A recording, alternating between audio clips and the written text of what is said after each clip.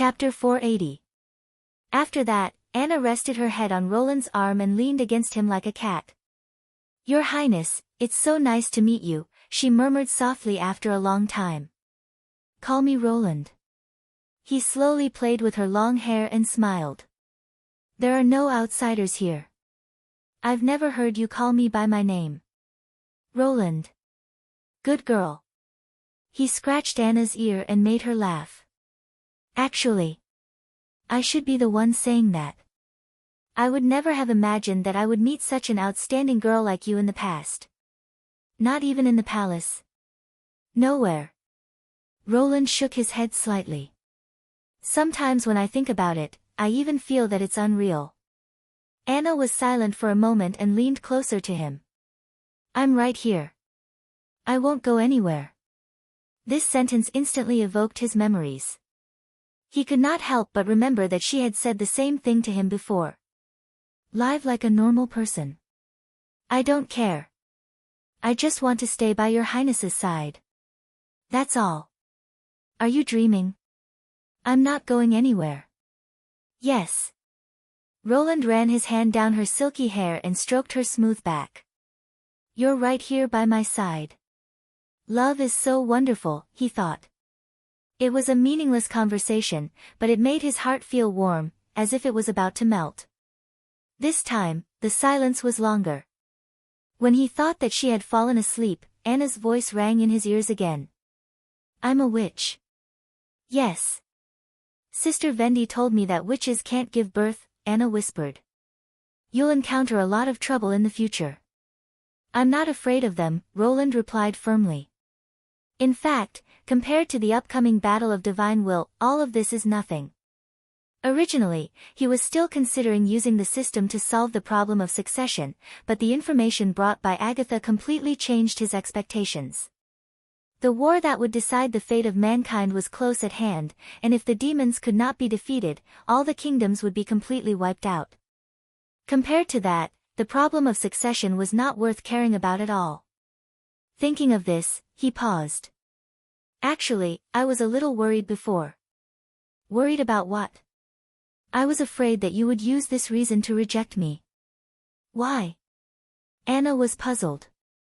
"I want to be with you, no matter if I'm a witch or not." Roland couldn't help but chuckle when he heard her answer. "That's right, ever since I met Anna, she's always been like this.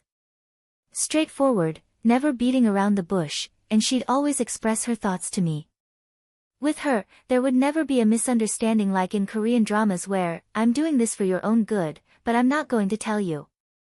As they chatted, Roland felt energized again. Anna also noticed the change in him. She kissed his neck and climbed on top of him. The night was still long. The next day, Roland woke up exceptionally late. He only opened his eyes with a yawn when the sun climbed up to the top of the castle. Looking at his pillow, he couldn't help but be slightly startled. Anna was nowhere to be seen. Could it be that everything that happened last night was just a dream? He bent down and then breathed a sigh of relief. He saw a few strands of flaxen hair on the pillow and a faint fragrance coming from the side of the bedding. "What are you doing?" Anna's voice suddenly sounded above his head. Roland raised his head and suddenly felt embarrassed. It was really unsightly to sniff the pillow just now. "Ahem, I'm counting how many hairs you've lost." Why are you up?" "I went to bring you breakfast." She put the plate in her hand on the bedside table, and her actions looked a little unnatural. "When I woke up, I saw you sleeping soundly, so I didn't wake you." "Sorry," Roland said embarrassedly. "I should have prepared these for you." After tossing and turning several times last night, even a witch with an outstanding recovery ability would probably be quite uncomfortable at the moment. "What nonsense are you talking about?" Anna chuckled. "You're a prince." He shook his head and didn't say anything else. Instead, he pulled her into his arms. After hugging for a while, she patted Roland's back and said, "Well, since you're up, hurry up and eat your breakfast. We still have work to do today. Don't you want to rest for a few more days?" "No," Anna said seriously. "We still have demons to deal with." Soroya and Miss Agatha are working so hard, I can't slack off. She smiled slightly. You too. Roland. After kissing Anna goodbye, the prince went to his office with a light body. When he opened the door, he was surprised to see Tilly sitting at the table waiting for him. Good morning. He nodded at her. What's the matter? It's almost noon now. Tilly smiled. And, you seem to have had a good dream. Did I? Zola couldn't help but touch the corner of her mouth. Of course, I'm smiling like a flower. She shrugged and then stopped smiling. I'm here to say goodbye to you. Roland was stunned. Goodbye? You're going back to Sleeping Island? I've been here for a long time. Although I've been in contact with the fjords by letter, I still have to go back. Now that the months of demons are over, I've accomplished the purpose of this trip. She got up and walked to the French window. Don't worry. Even across the sea, I'll fully support you in fighting against the church and demons. Can't you move to the western region? Roland made a final effort to persuade her to stay. There's a large piece of vacant land on the south bank of the Redwater River. It can accommodate all witches. We've already discussed this issue. Tilly sighed. It's not a matter of residence. It seems that she's made up her mind. Roland thought helplessly. Although this was a sign of political maturity and a strong sense of responsibility as a leader, it was not good news for him. Then wait for a week before you leave. I'll prepare something for the witches in the fjords. Oh. Tilly turned around. What is it? Books, courseware, and some exercises. He counted with his fingers. It can save you the trouble of copying and enhance the learning effect. In addition, bring a few revolvers. In case you encounter an enemy with a god's stone of retaliation, it can also play a role in self-defense. In addition, bring 2 steam engines. It'll be very convenient for pumping water for irrigation or for salt drying. I see. Tilly tilted her head. Thank you. Chapter 481. Recently, Vendy's life had been particularly fulfilling. Paper, just like her name, quickly absorbed knowledge about witches and magic power. Her reading and writing lessons and natural knowledge education were progressing smoothly, and she was now able to learn new vocabulary by referring to the textbooks. The only problem was that the natural knowledge tutoring was a little troublesome. Sometimes, the little girl would ask questions that even Vendy couldn't answer, so she had to ask Anna or the prince for help. Summer was much clumsier than Paper, probably because of her age. She had to repeat a word several times before she could remember its spelling, and she was also dubious about the natural knowledge lessons. But Vendy didn't mind. If they were all as smart as Anna, that would be a real blow. What she didn't lack now was time and patience. Every day, after getting up, she would call the 2 of them to the living room to check on their homework. This was also the view that His Highness had promoted to all the teachers in the Ministry of Education: if you only learned without practice, you would soon forget. Only by practicing all the time could you remember. Vendy deeply agreed with this. The next step was to practice magic power. With this little bit of magic power, Paper could already help Agatha make acid or go to the shipyard to help harden cement. Therefore, Vendy mainly tutored the newcomer Summer. It was said that Summer would join the security bureau with Nightingale and help His Highness reconstruct crime scenes, so the most important thing was to accurately control the playback time. Fortunately, using magic power was as easy as breathing for witches. No matter how slow a person was, as long as they could feel the flow of magic power, they wouldn't be too bad. Vendy often used Maggie as an example to encourage Summer not to be discouraged by her low magic power. Even a pigeon could evolve, let alone a normal witch. Of course, she would secretly bring Maggie some honey-glazed barbecue as compensation. In the evening, it was the routine elementary education class. Taking into account the different learning speeds of the new witches, His Royal Highness had divided the Witch Union into 2 classes. The original witches would continue to be taught by scroll and learn elementary physics and chemistry, while the newly awakened witches would be tutored by Wendy after the end of the regular course. This was also the most relaxing moment of the day for her. After all, as one of the first witches to join the Witch Cooperation Association, after a period of learning, Wendy had already widened the gap between her sisters who were at the top. Thinking that she had also been entrusted with the responsibility of managing the Witch Union by His Royal Highness, she felt even more pressure on her shoulders. Only when she was teaching new people could she put down her burdens and devote herself wholeheartedly. After assigning the homework for the two of them, Wendy went to the bathroom to take a hot bath.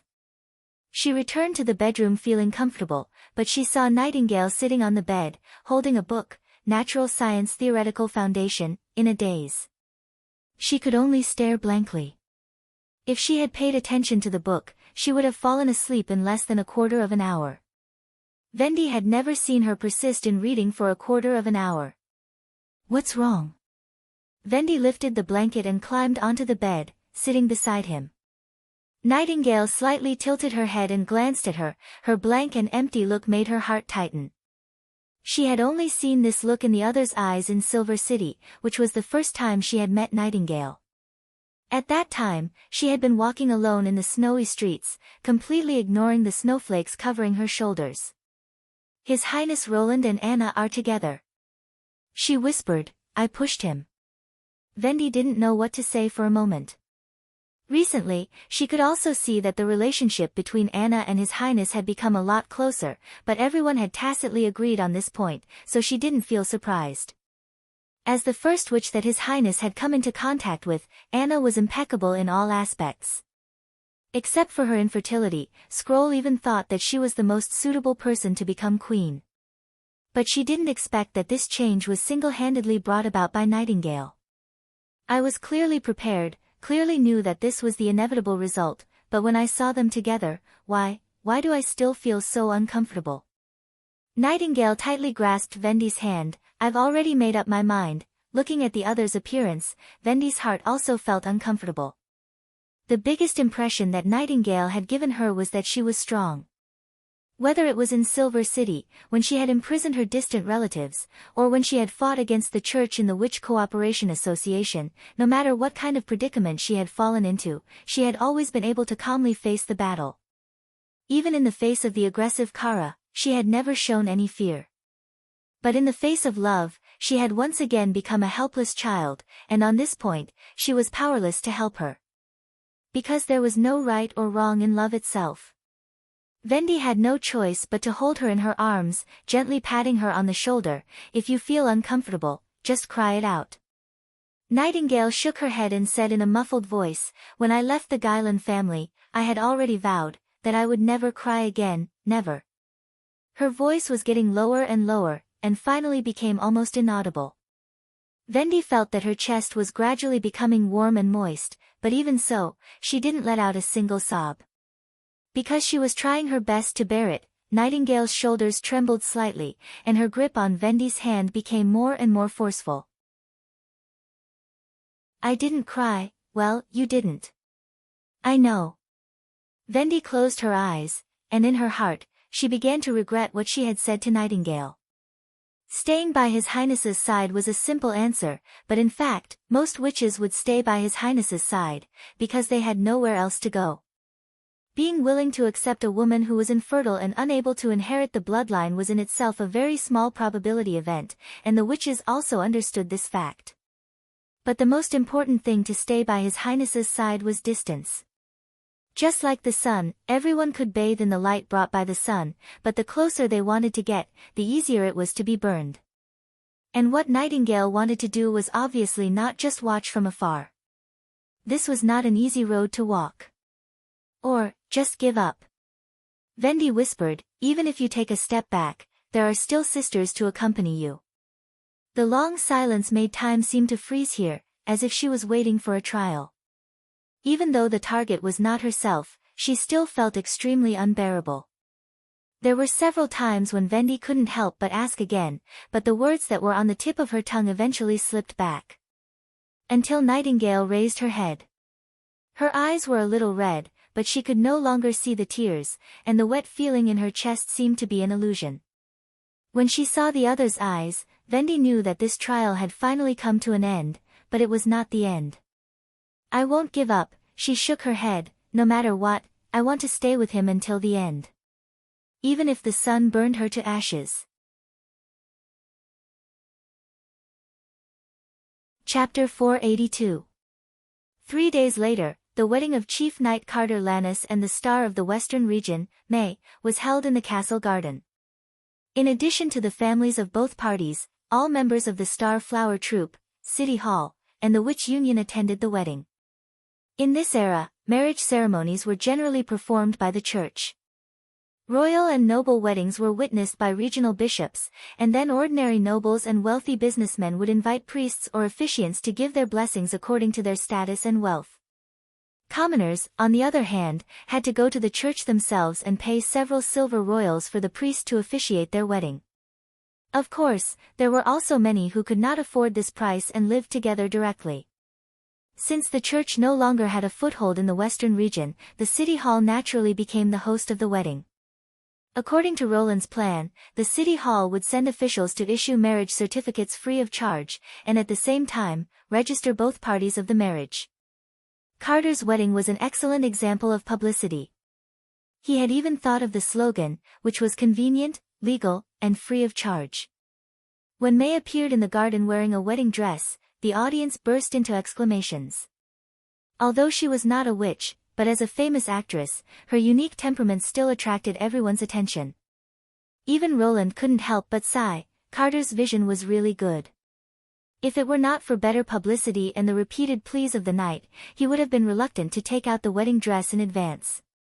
As for the other protagonist of this wedding, Carter Lannis, he appeared in a black suit. He also had an extraordinary temperament. Coupled with his meticulously groomed handsome face, the two of them standing together was completely a match made in heaven. "They really look like a perfect match," Anna exclaimed. "Sooner or later, we'll have such a day." Roland gently squeezed her hand. "When that time comes, everyone will know your name." "Yes." She tilted her head and smiled. It was easy to marry a witch, but it was very difficult to gain the approval of the majority of the subjects. It was difficult to achieve this unless one had absolute power or a very high reputation. Therefore, he had to wait until the kingdom's civil war subsided and he became the well-deserved king of Grey Castle before he married Anna. He did not want others to think that Anna was just a witch that he secretly hid as a plaything, just like the nobles did in the past. However, Roland believed that this day would not be too far away. The months of the demons had already ended, and the town was about to go all out in preparation for the spring offensive. Soon, a thunderous blow would fall on Timothy's head and completely shatter his throne. The two exchanged tokens. Well, next. The official from City Hall was obviously not familiar with the new wedding procedure written by Roland. He looked down at the record book and said, "The newlyweds kissed." "Wow!" There was a burst of cheers. The members of the Star Flower Troupe, especially Irene, excitedly grabbed the light of dawn and swayed left and right, and pulled the others to clap and cheer for May. "Isn't it just kissing?" Lightning curled her lips and said, "Every time my father returned from an adventure, he would be kissed several times by those maids." Coo! Maggie, who was squatting on top of her head, turned her head and covered her face with one wing, but the pigeon's eyes were on both sides of its head. "Your Highness, this procedure, is it really good?" Scroll asked with her hand on her forehead. "It's a special case. Not every newlyweds have to do this." Roland smiled and said, "After all, it's for publicity, and the more attention it attracts, the better." Then he looked at Soroya and said, "You have to draw this moment in detail." "Don't worry, leave it to me." The latter looked at the two of them without blinking, and the magic pen in her hand was shining. It was obvious that she was also very interested in this. Carter was obviously a little nervous about this step. After a moment of sluggishness, May finally took the initiative to stand on tiptoe and kiss him. There was a burst of warm applause in the garden. "Finally, Your Highness, please give us your blessings." Roland walked out of the crowd and came to the two of them. He patted Carter on the shoulder and said, "Well done." Then he said to May, "I wish you happiness." Is this all right?" Carter hesitated. "Of course. Go back and have a good rest. I'll give you 2 days off." Roland smiled and said, "Vader should arrive in the town in the afternoon. Just leave the work to him." "Thank you, Your Highness." The two of them looked at each other and smiled. Then the wedding came to an end with a burst of firecrackers simulated by echo.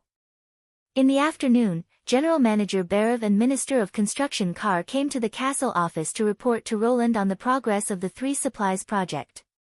So far, all the water supply facilities in the residential areas have been installed, and most of the heating pipes have been buried. Carr pointed to a map of the town and said, "But the power supply is still a long way off. Apart from the factory area that you instructed, the 4 residential areas are still in the stage of digging trenches. Since you went to Longsong Stronghold, this part of the work has almost stopped." Roland nodded. There was nothing he could do about it. Apart from him, no one else could understand what electric circuits were and how electric currents worked. It would probably take 4 or 5 months for all the townspeople to have electric lighting. It doesn't matter. Now that the months of demons have passed, the construction of the heating part can be postponed. The next most important thing is the power supply project and the construction of Kingdom Avenue. The former is related to the use of time, while the latter is the key to strengthening the connection between the 2 places after the construction of the city. He ordered, in addition, after the completion of Kingdom Avenue, do not dismiss the redundant workers. Instead, continue to build the road connecting the shoal. You mean, the mountain area to the south? Yes, that will be our direct entrance and exit to the sea, Roland said affirmatively. When Tilly and the others return to Sleeping Island, Lotus should set foot on the western region again. At that time, with the help of Countess Spear, the opening of the mountain passage would be faster.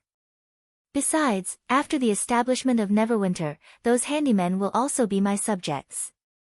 When the Kingdom Avenue is completed, grant them official resident status. He looked at Berev and said, "I'll leave this to you." Yes. In addition, don't stop the construction of the residential area.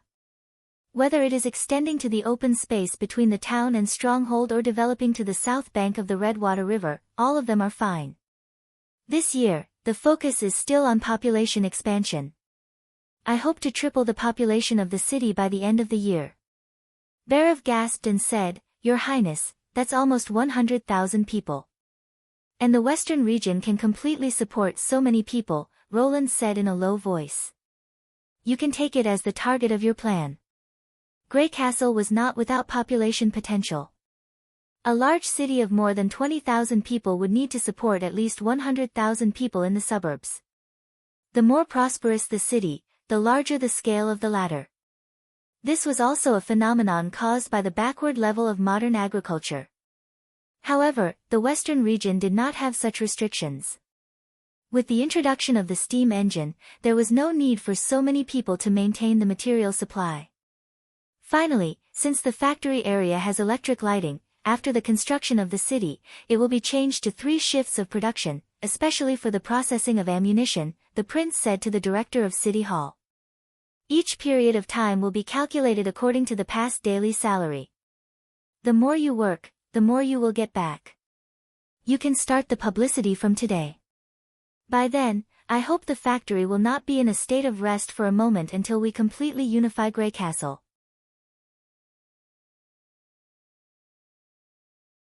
Chapter 483. On the appointed day of the founding of the city, Roland got up very early. He shaved off the stubble on his cheeks, tied his long gray hair into a simple bun, and finally trimmed his eyebrows with a pair of small scissors. After living here for a year, he was already very proficient in this kind of grooming work, and no longer needed the help of a maid. Looking at himself in the slightly blurred silver mirror, he still had a rather sage-like appearance. If he were to put on a loose robe, with this kind of appearance, it wouldn't be an exaggeration to say that he was a cultivator hidden in the city.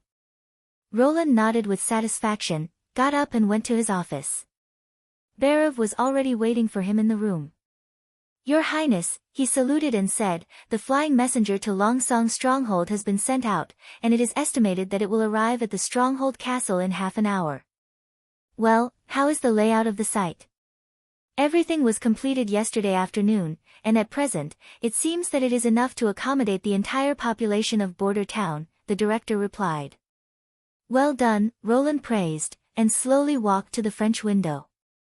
In the distance, the impassable mountain range and the concealing forest were still snow-white, and the first rays of the morning sun reflected on the snow, reflecting wisps of golden light. In the nearby streets of Border Town, he could already see the figures of people moving in groups of 2s and 3s towards the west, heading towards the area of the stone wall. As a line of defense against the demonic beasts last year, this stone wall could be said to have played an indispensable role, but now, it had become the dividing line between the inner and outer city areas of Border Town. Roland didn't like this kind of clear division between the rich and the poor, so apart from the memorable gap and the city building area, it was only a matter of time before it was completely demolished. But before that, it could still be put to good use. The number of people in the front and back of the wall far exceeded the number of people in the square, so Roland decided to announce the founding of the city in the middle of the stone wall. According to the plan, in order to strengthen the influence of the construction of the city on the residents of the two places, Longsong's stronghold would also announce the construction of the city at the same time. The synchronization between the two places would be achieved by flying messengers. When the first messenger flew to Perrault, it would also be the time for Roland to make a speech on the stage. Now, this grey falcon carrying the news should be soaring between the mountains and the Redwater River, and as usual, it would pass the note tied to its claw to the two places, Roland thought. But it didn't know what kind of news it was carrying, and what kind of meaning it had. The moment it landed, Border Town and Longsong's stronghold would become history.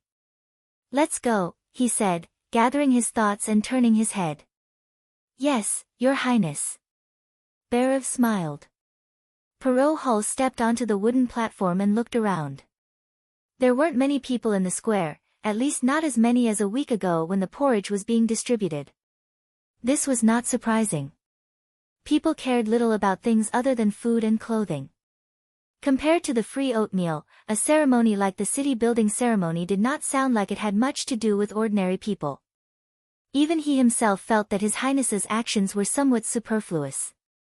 After the end of the months of demons, the number of people applying for jobs in the city hall was less than he had imagined. The recruitment notice for handymen and construction workers had been posted for a week, but the number of people recruited was less than half of the planned number. Moreover, the rats seemed to be showing signs of revival. At least the police department received more and more reports, and just checking the authenticity of the reports gave them a big headache. His good friend Ren Med complained to him that the arrest team had to at least double the number of people to be able to cope.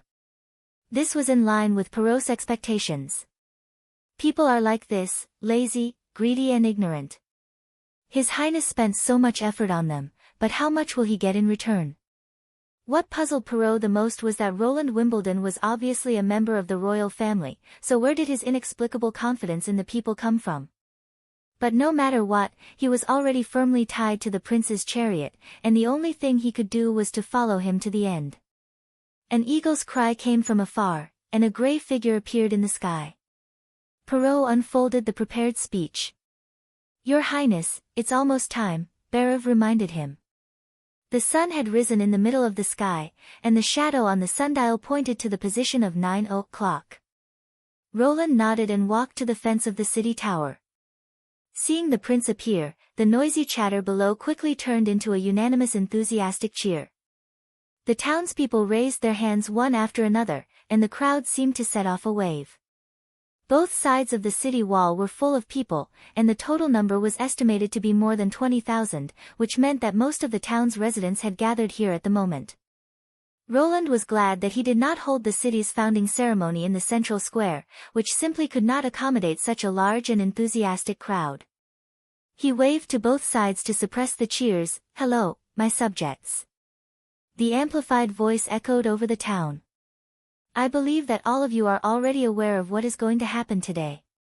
This small town built for the North Slope mine will soon become a real city.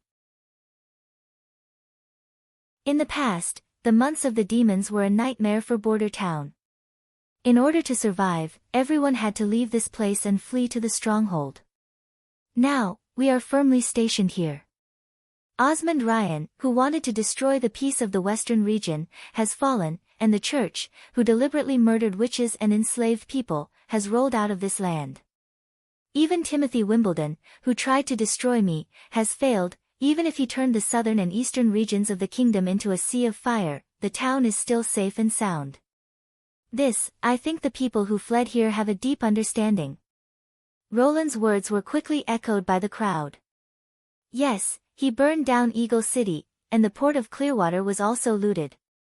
The new king swept through Valencia, and the knight's actions were no different from those of bandits, or even worse.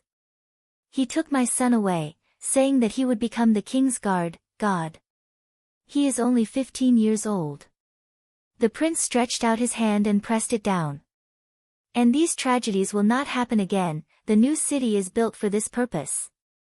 Only by uniting more people, can we keep the vicious enemies away and let them taste the price of recklessness. He paused and said, and this is also my city. I hereby promise that Roland Wimbledon will never abandon any of his people. Even if Greycastle is unified, he will not leave here. There was an uproar under the city wall. Your Highness, you. Berev behind him said in surprise. Roland made a silent gesture. Yes, this will become the new king's city of Greycastle, and the kingdom will be reborn here. I believe, even if the endless cold comes, this city will still be as warm as spring. He paused for a moment, then raised his right hand. From today on, Border Town and Longsong Stronghold will be one, and its name will be, Long Live Neverwinter. Long live Neverwinter. Long live. Everyone was excited, and the deafening slogan rang through the sky. Snow mist rose from the side of the mountains, and the rolling echoes rose and fell along the mountains, lingering for a long time. Looking at the cheering subjects, Roland's heart was filled with excitement. The seeds of reform had been sown, and one day, he would see this cluster of sparks turn into a prairie fire, sweeping the whole continent.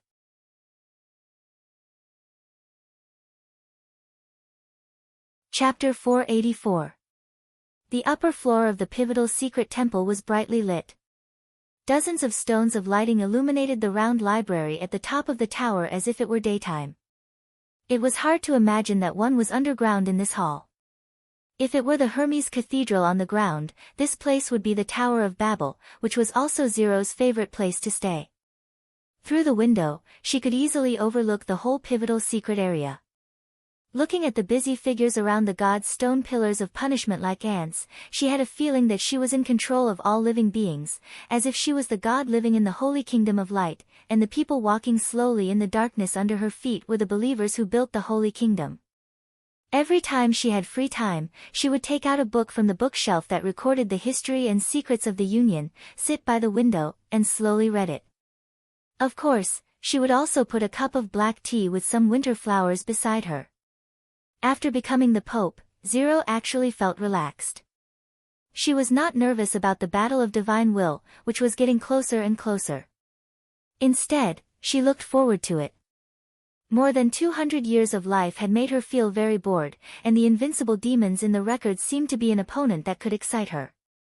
She wondered if these ferocious enemies could be as fearless and terrifying as they looked when they were pulled into the soul battlefield. However, there were still several years before the final battle, so she needed to set up a new goal to pass the time. There were very few people who could attract Zero's attention, and Roland Wimbledon happened to be one of them. He was also the only mortal who could arouse her interest. Nobody thought highly of him, but he stood out in the royal decree of fighting for the throne and did not fall into a disadvantageous position against the two chess pieces who had the potential to succeed the throne. She also found some interesting clues in Garcia's memory. That was, the Queen of Clearwater had once used a maid placed beside the fourth prince to make him take a deadly alchemy poison, but the result was useless. The angry queen then executed the unlucky alchemist. However, Zero let the pivotal secret agency copy a copy of the poison according to the formula in her memory, and found that the finished product was indeed as the alchemist had claimed, colorless, tasteless, melted in water, and was incurable. So did the maid deceive Garcia, or was the current Roland Wimbledon no longer the Roland Wimbledon of the past? According to the information she had collected, Zero was more inclined to the latter. The question was, if he was no longer Roland Wimbledon, then who was he? Why did no one around her raise any questions? The more he paid attention to this aspect, the more interesting it became. The gradual change in his style of doing things, winning the unanimous love and respect of his subjects, and single-handedly changing the distribution of power in the western region. Whether it was the church's emissary group or the crazed army, none of them returned. If such a person was only a lord of a small territory, it would be such a pity. Therefore, Roland Wimbledon must belong to the church, or in other words, become a part of himself. This was also the reason why she decided to change the direction of her attack. This was also the reason why she decided to attack the Wimbledon castle of Roland Wimbledon. Of course, as a lord with great power, he would definitely stay at the back during the battle. How to force him out was also a problem that needed to be considered. While Zero was thinking about how to bypass the main battlefield and confront Roland, the door of the library was pushed open and Isabella walked in. Is the meeting over? Yes. She rubbed her neck. You, on the other hand, sit here reading and drinking tea every day, while I have to accompany those old guys, no, an old guy and two little lunatics talking nonsense. That's not nonsense, it's related to the operation of the church's lower echelons. Zero shrugged.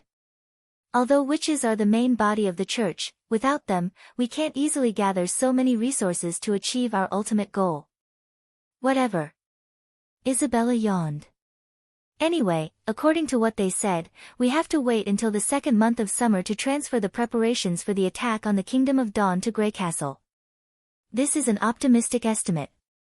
This is neither a long time nor a short time, Zero thought. Waiting is a kind of torture, but it also increases the joy of harvesting. What about the production of the pills? There are already 300,000 to 400,000 pills in the warehouse, right? Isabella replied.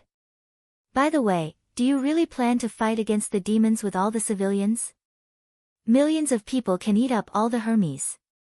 And what? And we won't necessarily win. She shook her head. If there are too many people, there will be trouble wherever we put them. After the first pill, their value will be calculated by days. What if the demons don't attack us?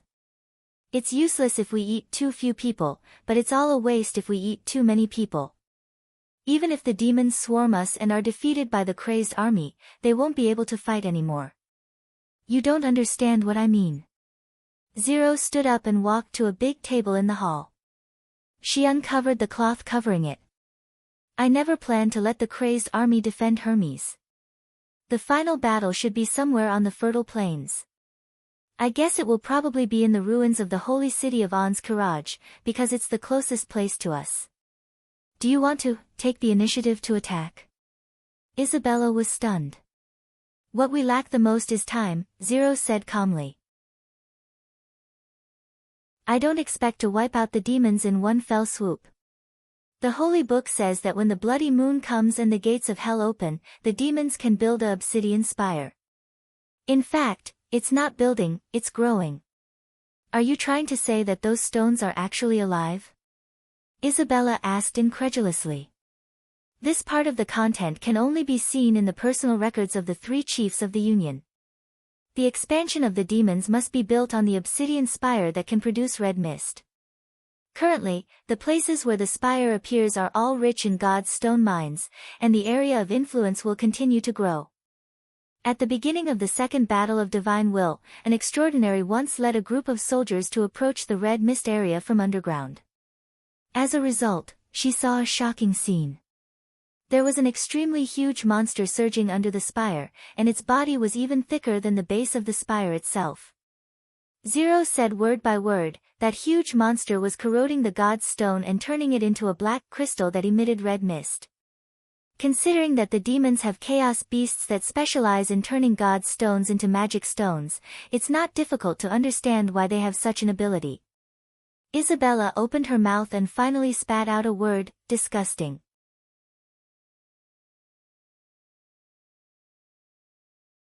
Chapter 485. Isabella stared at the map in silence for a long time. But the crazed army isn't Scourge. Although the drug can affect their minds, it won't give them an invincible will. In the face of a truly terrifying enemy, they will still be afraid and even flee. A million-strong army is enough to crush us into powder. Of course it won't be that easy. Most of the candidates for the crazed army should be low-level believers of the church, and the judgment army should be the backbone. Zero returned to the window. And in order to obtain so many believers, unifying the four kingdoms is a must. What are the chances of success? 30%?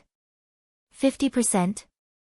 She replied carelessly, how can I know the chances of success when fighting against an enemy I've never met and all the information comes from ancient books from 400 years ago? Don't forget what I said before, if we're lucky enough. It was precisely because of this that it could be considered as moving. Placing the fate of the entire human race on this gambling table, using a few chips to stake everything on a single throw, using small gains to win big. A battle where the outcome of the battle was already decided would not make people feel uneasy or excited. An unexpected harvest was the sweetest. Whether mankind could survive or not depended on the courage, wisdom, faith, and sacrifice they displayed in this gamble. She thought that this was probably what God wanted to see, the weak would not be able to receive his smile. I hope you're right. Isabella curled her lips. I'm getting more and more curious now. Curious about what? If the fourth prince of Grey Castle were here, what would he do? Zero frowned. Why, do you really think he can defeat me? Bishop Tayfun said that there has been no news from the Pure which he sent to Grey Castle, as if she had disappeared for no reason. And it was you who assigned that person to be the outpost of the western region. In addition, we also lost King's City's Aphrodite, Bishop Candidate Mira, and Longsong Stronghold's Cathedral. Isabella paused here. Don't you think, ever since the church started to attack the four kingdoms, it has never suffered so many losses? It seems that whenever we get involved with the western region, we always suffer losses, as if God is protecting them. Enough. Zero pounded the table fiercely. You know nothing about God. Isabella was slightly taken aback. I was just joking. Since when do you think God is so important? She suppressed the anger in her heart. He's just a mortal. Mortals can only rely on schemes and knowledge, and these will become a part of me. Even if he has a good way to fight against the demons, the Union can definitely do better. Zero turned around and stared at Isabella. When the army of the church enters the western region of Grey Castle, you will naturally know who is God's favorite. When Isabella left the library, she sighed softly. You're becoming more and more like a pope.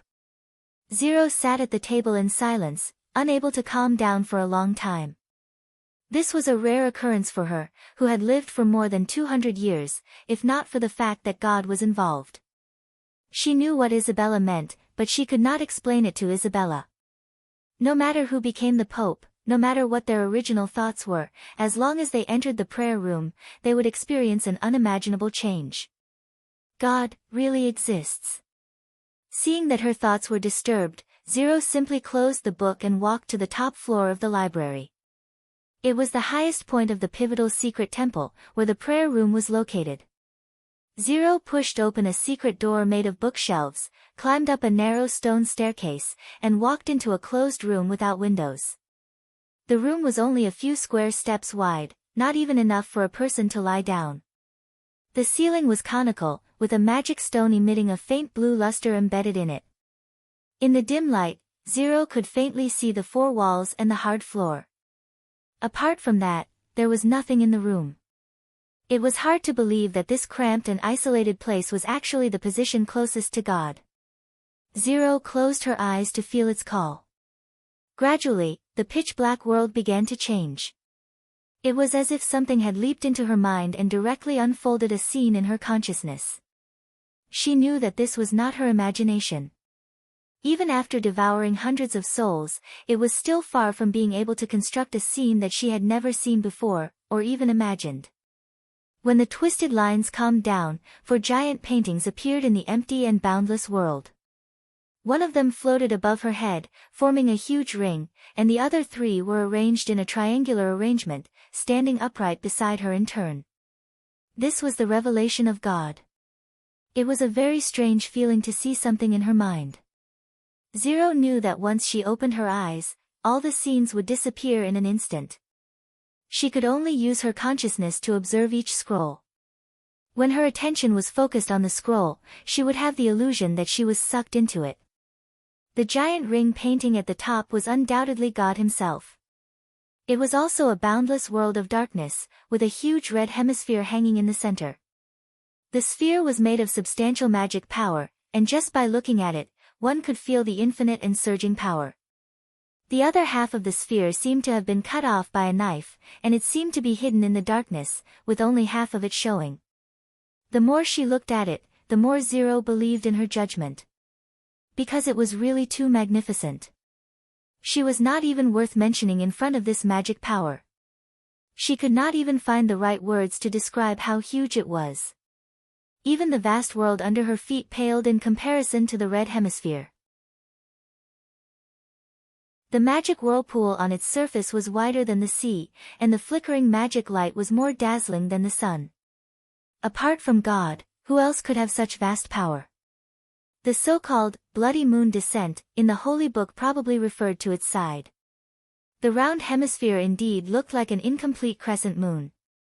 Zero had tried to pray to it, but she did not get any response. It just quietly floated in the darkness, as if waiting for the final result of the battle of divine will. Because of this, she was extremely angry at Isabella's words. It would not protect anyone. After seeing it with her own eyes, she could clearly feel that for God, human beings were insignificant. After withdrawing her consciousness, Zero looked at the 3 scrolls below. She believed that the reason why the war that occurred every 400 years was called the Battle of Divine Will was inextricably linked to the contents of these paintings.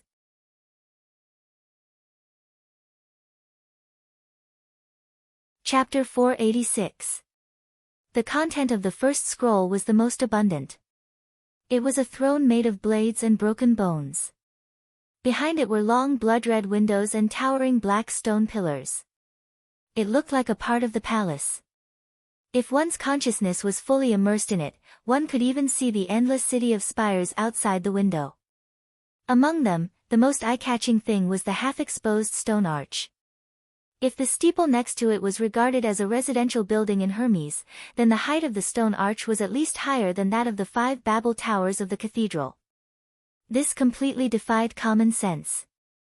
What was even more inconceivable was that it was pitch black inside the door. Nothing could be seen, as if there was a huge and smooth curtain in the middle. However, if one looked closely, they would find that the darkness seemed to have a depth, and it was impossible to see the bottom. The more they stared at it, the more chills they felt. Zero's consciousness stayed outside the window for a while and then she focused on the throne. She did not see the owner of the throne today. What she saw in her mind was not always the same. For example, sometimes she could see a warrior in armor sitting on the throne. His head was covered by a ferocious black helmet, and only a faint red light could be seen from his eye sockets. But such a scene was rare. Most of the time, the throne was empty. According to the secret history, the content of this scroll should point to the city where the demons originated, which was the northwest corner of the land of dawn where they first appeared. Zero had the same opinion. After all, the ubiquitous blood-red and black stone minarets were very similar to the living environment of the demons.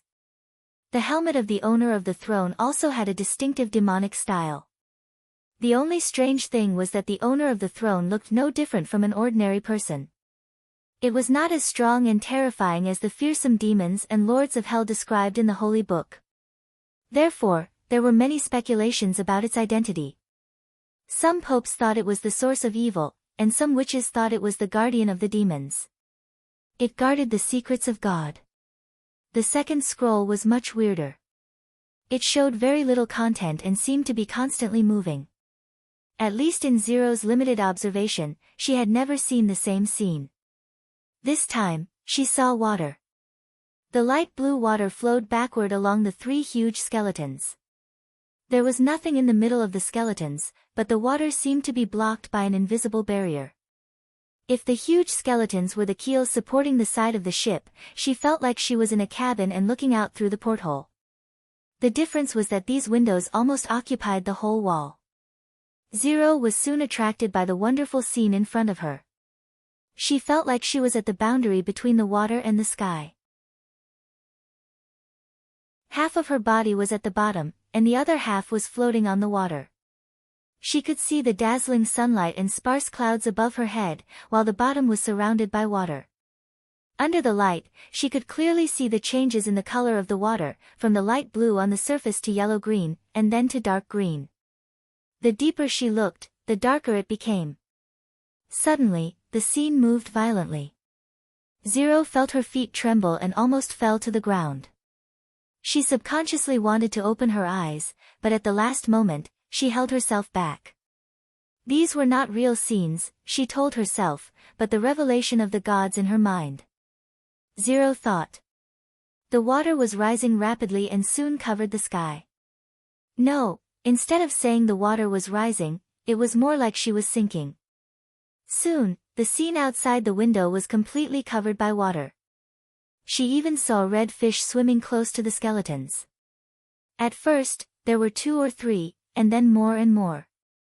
The dense shoal of fish was like a red ribbon, wrapping around the invisible barrier. The color of the water gradually changed from dark green to dark black.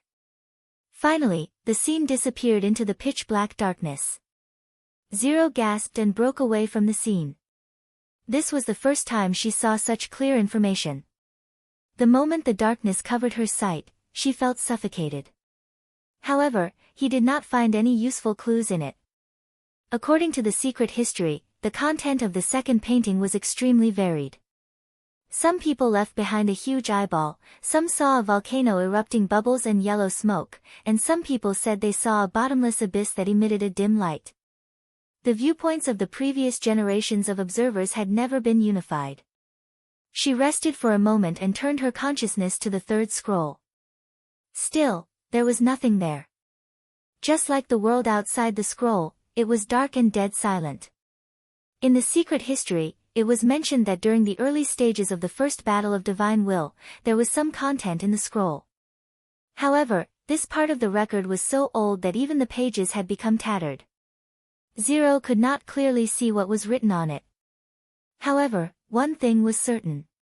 After the end of the battle of divine will, the scroll turned black and never showed any content again. Finally, there was the fourth scroll, which was not recorded in the secret history at all. Zero found it hard to understand. It seemed that they were hiding something at the same time. This was very strange. If even the Pope, who was the only inheritor of the secret, had no right to know, then this secret would be buried forever and no one would ever know. The scroll showed a wall. It was a gray, rough, and inconspicuous stone wall. Part of the mortar had fallen off, revealing the cracked stone underneath.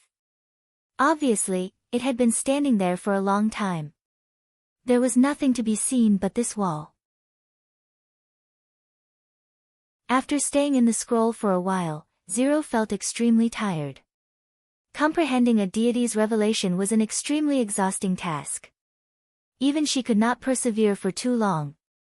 Zero opened her eyes and cut off the connection with the magic hemisphere.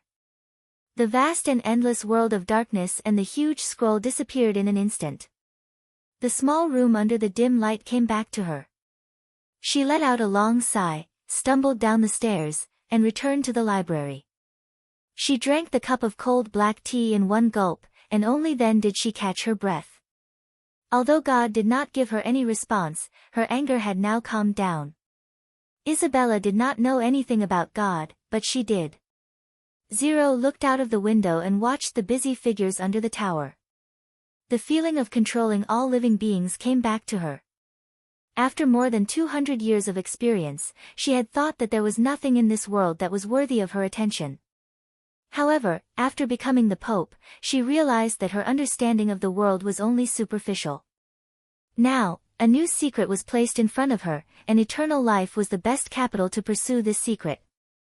Zero faintly felt that she was the favored child chosen by God.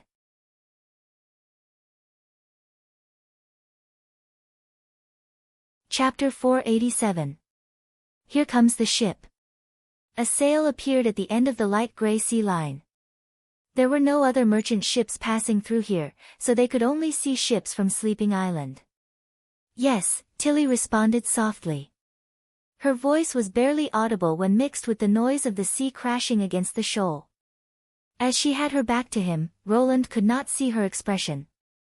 I have to go. Andrea sounded a little regretful.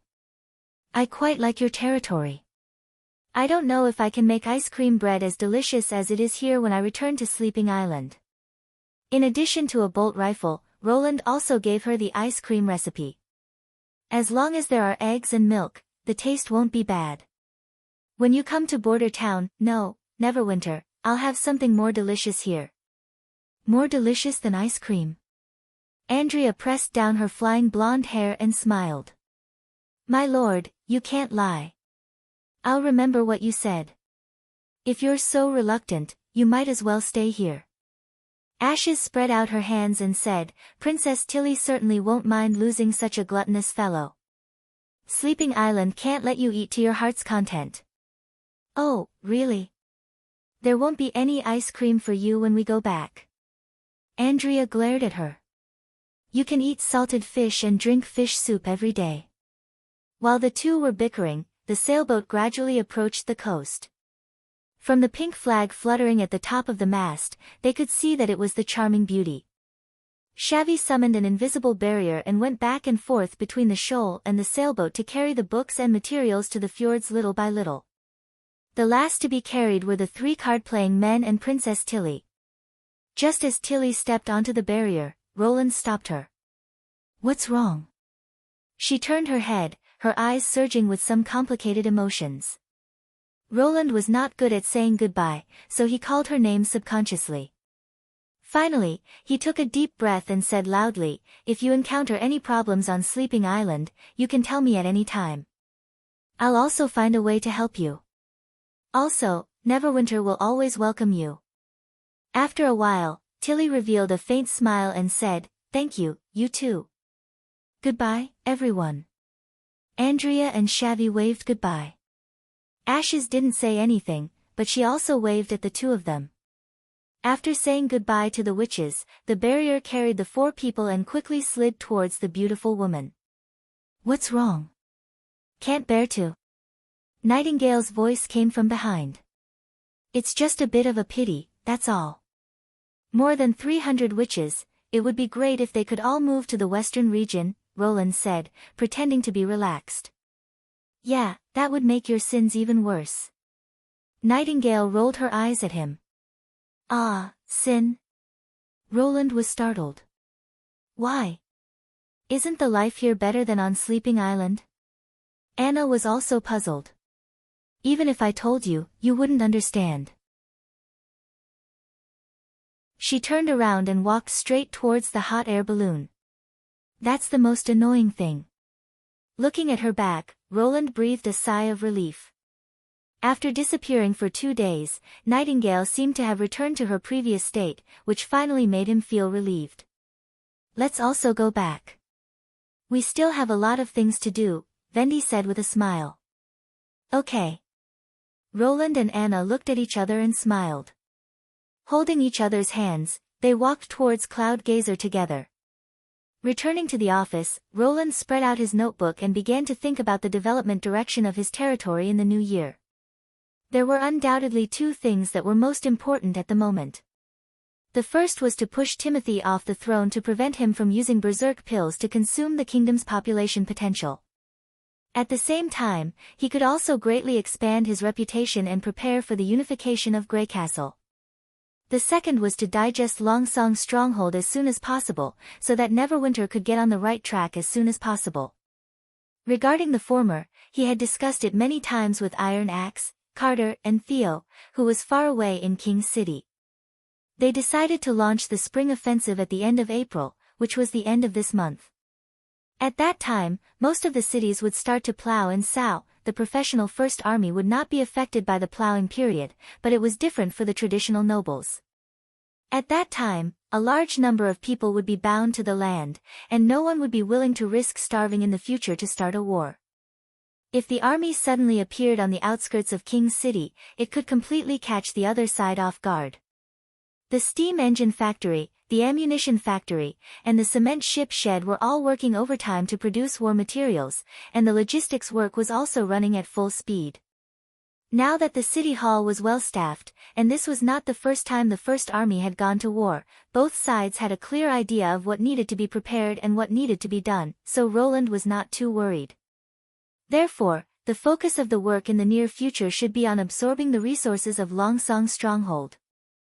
Thinking of this, Roland summoned Berev to his office. Have you calculated the industries of Longsong's stronghold and the surrounding territories? He took out a small notebook he carried with him and said, "It's all here, Your Highness."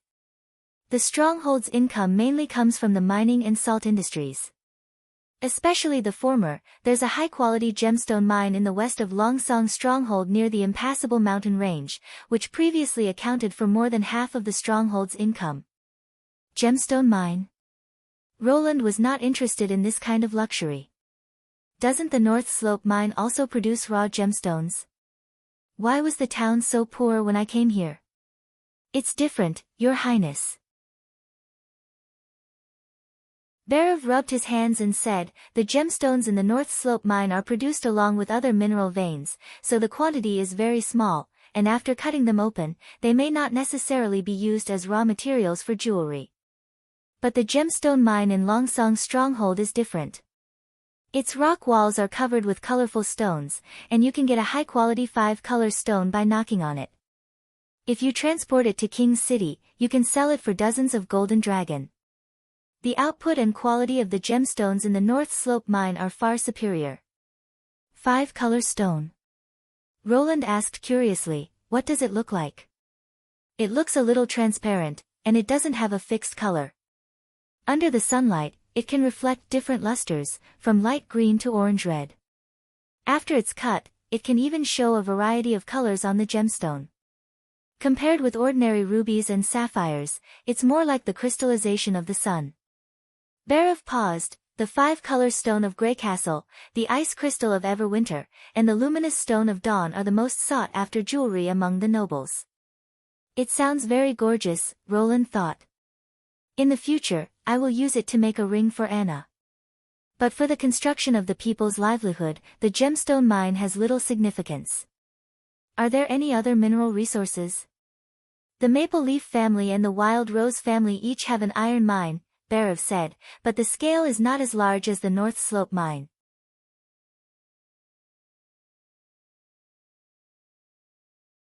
Chapter 488.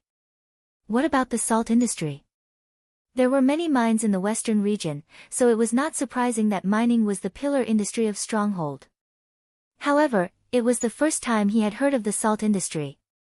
Prince Roland knew nothing about local specialties, and Roland also thought that salt production was the main industry of coastal cities. Stronghold, the Elk family and the Honeysuckle family each have a salt well. In fact, the 3 wells are very close to each other, basically located at the border of the territory. I heard that more than 200 years ago, civil wars in the western region often broke out in this area, and the war lasted for nearly 50 years. Berev said while stroking his beard. And then the 3 nobles who took this place became the biggest winners in the western region? He asked with great interest, what's the output of these salt wells? In addition to supplying the western region, it will also be sold to Fallen Dragon Ridge, Redwater City, and small villages along the way. Berev flipped through the records in the notebook. It accounts for about 15% of the income of Stronghold. So little. Roland was surprised. The price of salt in the market is not low. It's too difficult to get salt out of the deep well. The director shook his head. I know a nobleman in Silver City who owns a salt well in his territory. The mouth of the well is only the size of a head and can't even fit a wooden bucket.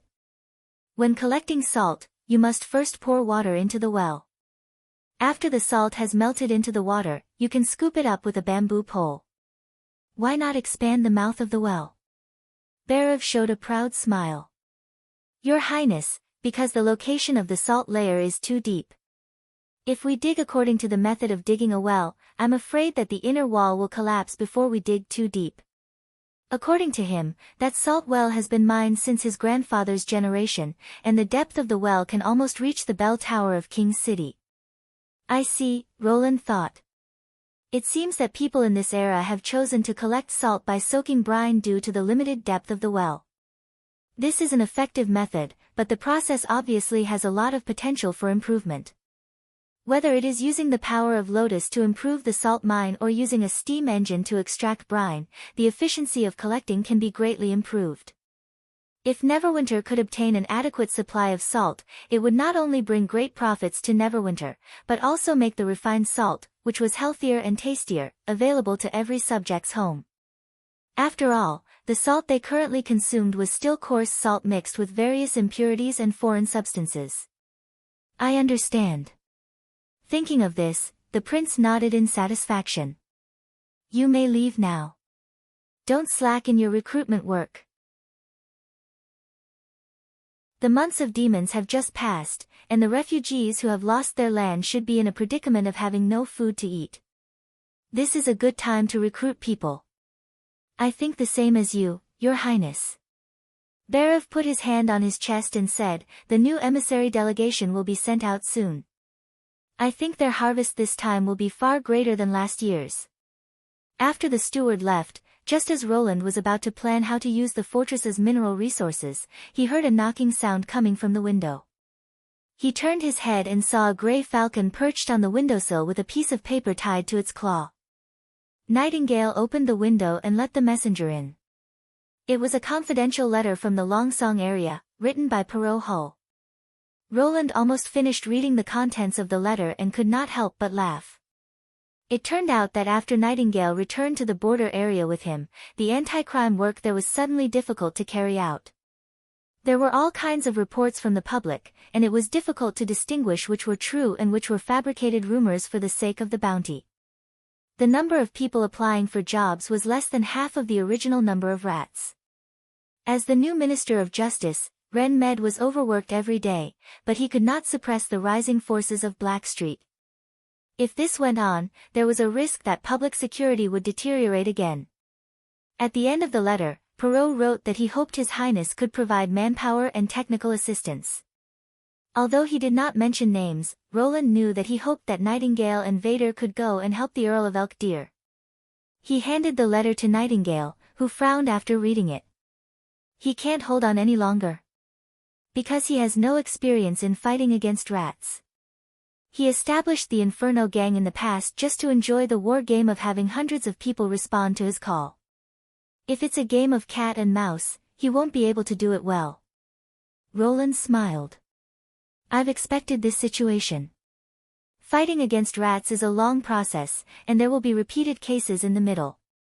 But as long as we maintain the intensity of the fight and give them a better way to survive, they will disappear sooner or later.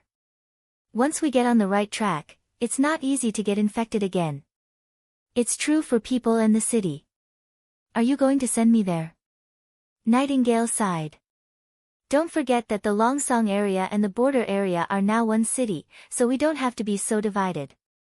He shrugged. Didn't I say at the enlargement meeting that one day we'll be able to have breakfast in the border area in the morning and deal with affairs in the Longsong area an hour later? You're the head of the Security Bureau, so you'll have to go back and forth between the two places to inspect the work in the territory. What will you do if I leave? She shook her head. Don't say that you won't be in danger. Timothy and the church will see you as a thorn in their side. If they send witches to assassinate you, only I can stop them. Roland wanted to say that he had the God's Stone of Retaliation, so ordinary witches would not be a threat to him. But then he realized that Nightingale might not care about that. Listen to me, I can't agree to anything you say. Vendi and Scroll will definitely be on my side. You're the most important person in the Witch Union. I'll go with you. Ahem, is that so? Nightingale suddenly choked, and then somewhat flustered, she turned her head to avoid his gaze and said, "Since the other party asked me to do this, only I can do it." The prince could not help but laugh. "Take Summer with you. It's time for her to learn how to use her ability in practice. In addition, Sylvie and Soroya should also go with him. While exploring the mines, they should also set up an ID system. It would be better if they could also set up a low-level city hall." He wondered how the training of the nobles from Longsong's stronghold was going. 3 days later, Roland led the witches and the nobles from Longsong's stronghold to board a ship to the Longsong area.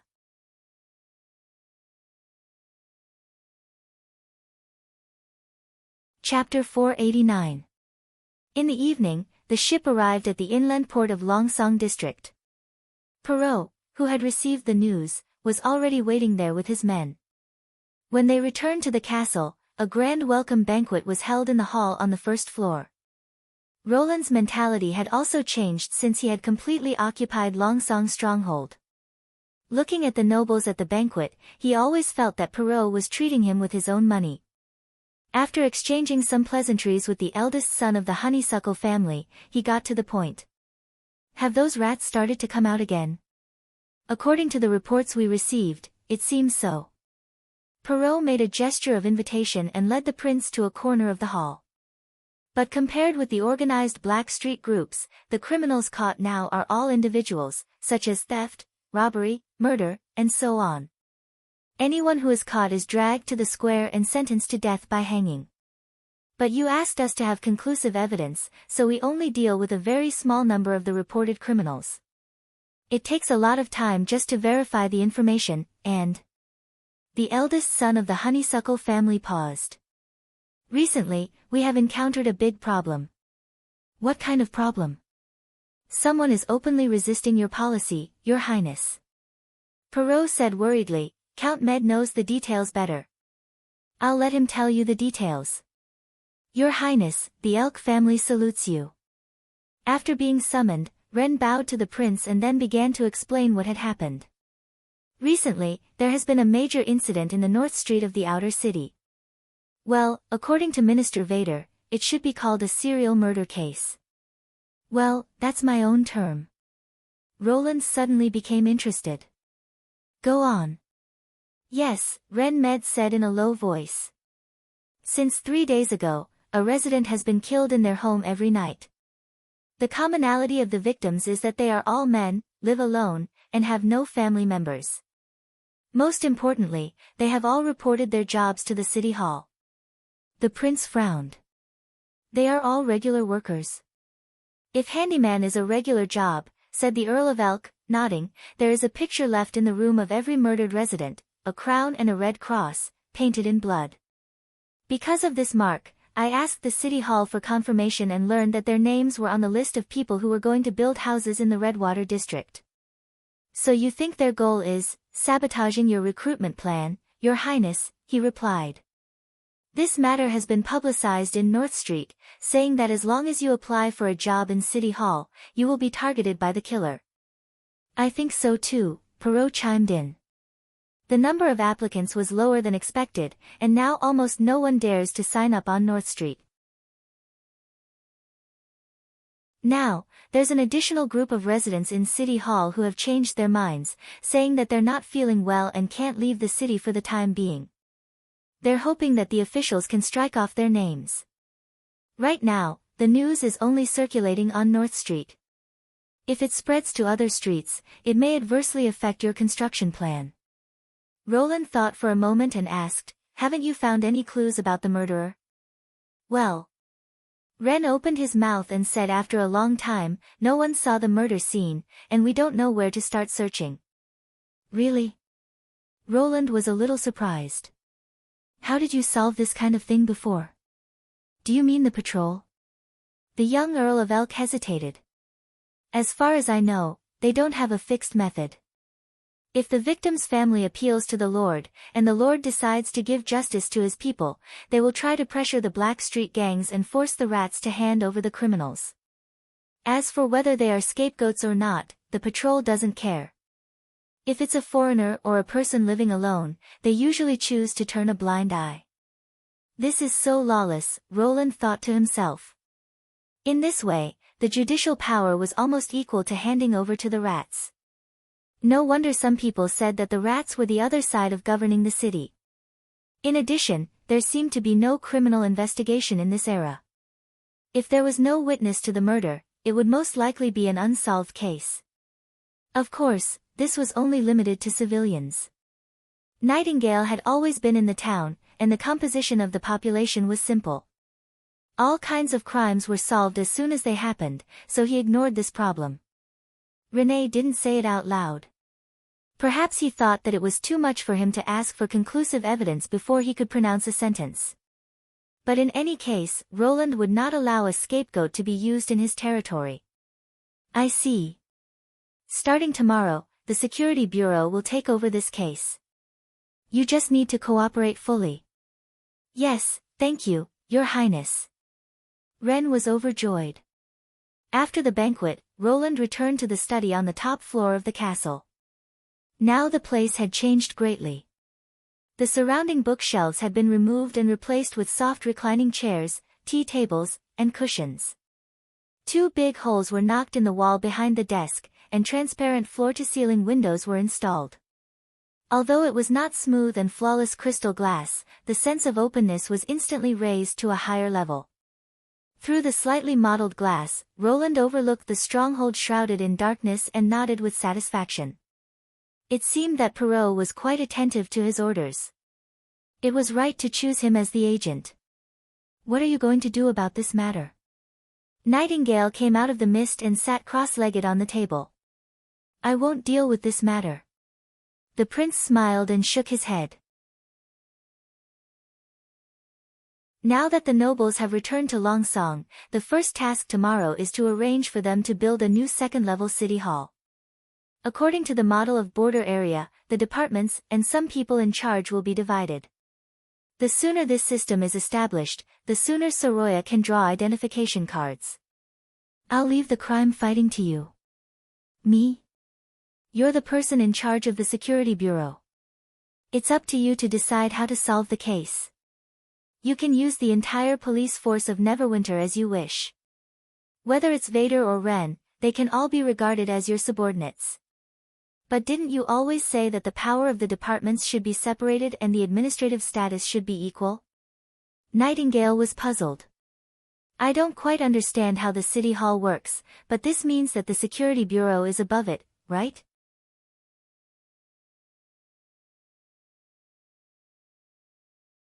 Chapter 490. We're going to catch all the criminals so that they won't dare to show their faces in Neverwinter again.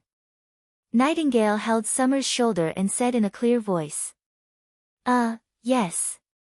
Lady Nightingale. Summer shrank back and said, but I'm going to bed now. It's still early. Let's think about tomorrow's countermeasure. Her eyes were sparkling.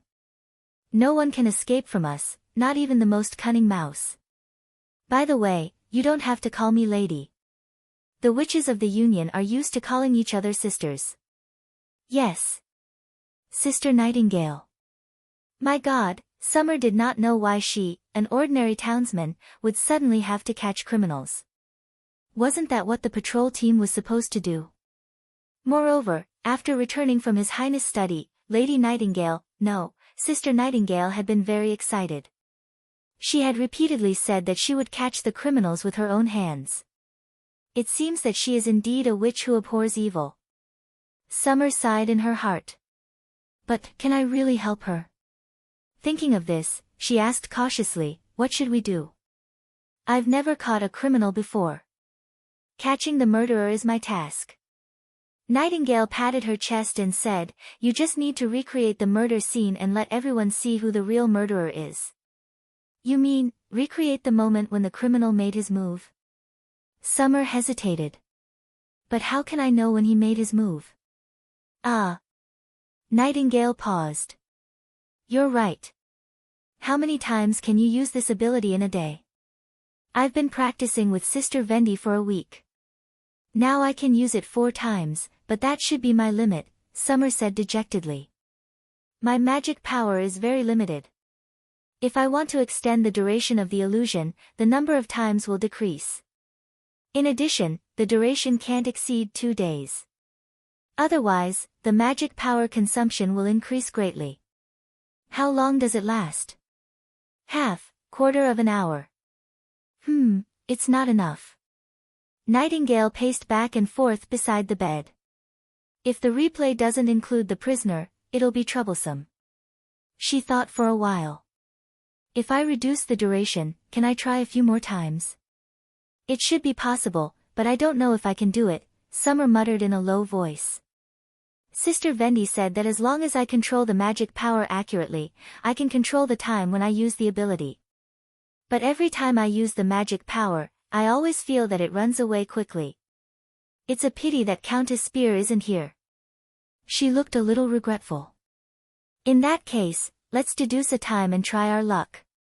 Try my luck. The other party laughed. My luck has always been good.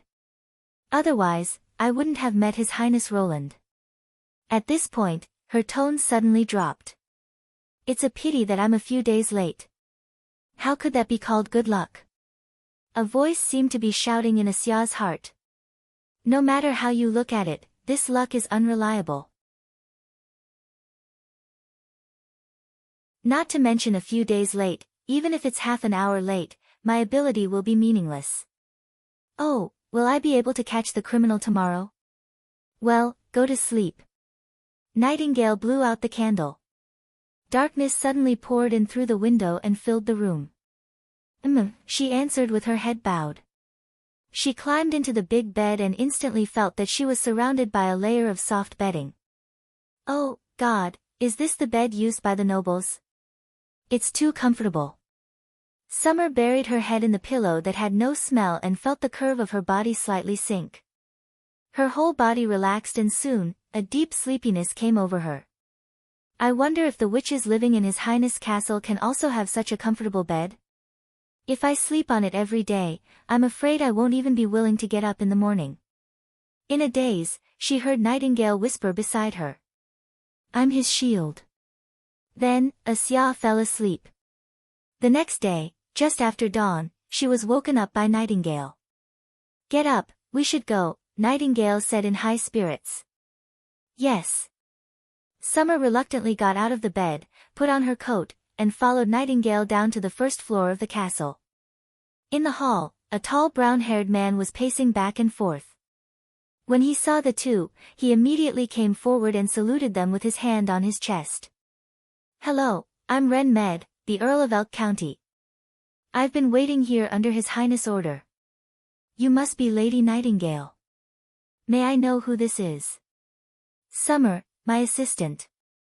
Nightingale slightly raised her head. She's also a witch. Is that so? The man looked a little surprised, but soon nodded to Summer. That's great. With your help, the criminal will have nowhere to hide. Where are your men? They're all on standby outside the castle. Very good. Let them wait a little longer. I haven't had breakfast yet. Of course, please enjoy. Summer stared at the two without blinking until Nightingale turned to the dining room. Then she hurriedly followed her. Heavens, was that really Sister Nightingale just now? She had never seen her with such a dignified demeanor. No, dignified wasn't the right word, it was a kind of aloof and remote imposing manner, as if she was also a noble. That was definitely not something that could be seen in a commoner. And she was an earl.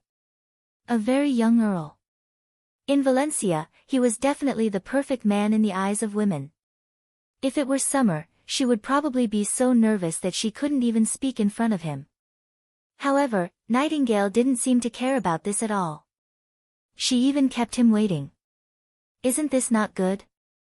Summer cautiously asked the worry in her heart. Don't worry. His Highness said that in his territory, nobility is just a title. The Earl can't eat you. Nightingale smiled.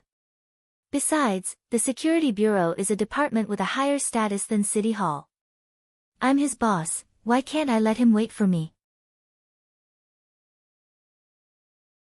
Summer suddenly felt that the figure of the woman in front of her had become unreachable. After breakfast, they left the castle and went to the scene of the crime. Just last night, another victim died in his home, but this time, it was at the junction of North Street and West Street. It's the fourth one, Nightingale frowned. And the location is also moving west. This shows that the murderer realized that if he always committed the crime in one block, the effect of spreading the news wouldn't be so ideal. Ren nodded. After all, the rats no longer exist. Not long after they walked into a muddy alley, the police officer leading the way stopped in front of a dilapidated wooden house. "Sir, this is it." Summer followed Nightingale into the wooden house, and her heart suddenly skipped a beat. She saw a man lying on his back on the floor. His neck had been cut open, and blood was flowing all over the floor. On the wall facing the door, there was a dark red cross crown mark, and a strong smell of blood assailed her nostrils.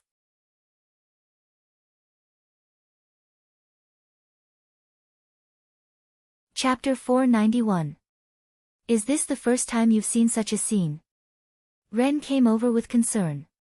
Go outside and get some fresh air. No. Summer saw that Nightingale had squatted beside the body and was examining the wound calmly. She could still act as if nothing had happened in the face of such a bloody scene. Summer had to hold on and at least not embarrass her. Much better. When was he found? Nightingale turned around and asked. At dawn this morning, the surrounding residents rushed out to fetch water before dawn and found his body. The door was left open, as if deliberately showing it to others. Ren briefly explained, if it was in the past, I'm afraid we would have to wait 2 or 3 days to receive the news. But recently, City Hall has offered a reward for tip-offs, so someone immediately reported it to City Hall. What's the identity of the deceased? Shovel, Friedman. Ren looked around at the furnishings in the house. Nothing. Well, he should have been a rat before. Did anyone see him at night? I asked. No. What about the noise? No one heard it. To kill such a big man, there should be some noise. Nightingale frowned. Even if his throat was cut, he wouldn't die immediately. Beating the floor or struggling before death should have caused a lot of noise. Are you sure they're not lying? This shouldn't be. Ren hesitated. After a murder, the residents here are in a panic. Besides, helping the police catch the murderer will give them extra rewards. They have no reason to lie. Well, you call all the people around here, and I'll ask them myself. Anne. Summer. Nightingale looked at her assistant. Yes. The assistant trembled. Go to the castle and call Soroya over. Ah. Okay. Summer hurried out of the door and ran to the castle. For some reason, she felt that Nightingale was beautiful when she gave orders. Her every move revealed a strong self-confidence. No wonder His Highness entrusted her with the responsibility of safety. When they returned to the alley, in addition to Soroya, there were 2 more people beside Asya. How could you not call me for this kind of thing? Lightning flew into the room and shouted, His Highness is so biased. Cuckoo. Maggie followed closely behind. They insisted on coming, Summer said timidly. When I'm not around, shouldn't you protect His Highness Roland? Nightingale raised her eyebrows. This isn't an adventure game. Don't worry, with Sylvie here, no one can easily get close to him, Lightning winked. And His Royal Highness is about to convene a meeting of the nobles, what kind of danger could he encounter in the castle hall? It was really inconceivable. Asya thought, how could these 2 people be so indifferent in the face of a bloody and terrible murder scene? Especially Lightning, who was obviously a few years younger than Roland, but her eyes were unexpectedly filled with a trace of excitement. God, after becoming a witch, what did they experience in the end? This is... Ren and the other policemen stared at the woman and the bird floating in the air, their eyes wide. They're also witches, Nightingale said grumpily. Anyway, You have to go back before the meeting is over, understand? Oh. Lightning pouted. Did you ask me to come here just to draw this corpse? Soroya was the last to enter the room. Asya noticed that her complexion was not much better than his, so he calmed down a little. No, it's to draw the murderer. Nightingale closed the door and explained the arrest plan to everyone. With the murderer's portrait, we can post it in the square for a reward. This should be the fastest way to find him. The Earl of the Elk family gasped. You mean, this witch? Miss Summer can recreate the murder? Not necessarily. Due to the time limit of the illusion, we still need some luck. You'll see in a moment. Nightingale nodded to Asya. Let's start. Okay. The latter closed her eyes and followed her instructions, placing the first flashback between midnight and dawn. In the darkness, magic power gushed out from her fingertips and intertwined, gradually forming a clear image, a wooden board, a bed, a table, a room. In her mind, a new room was formed. The dead man was lying on the ground, blood flowing along the uneven soil, and the door that should have been locked was pushed open.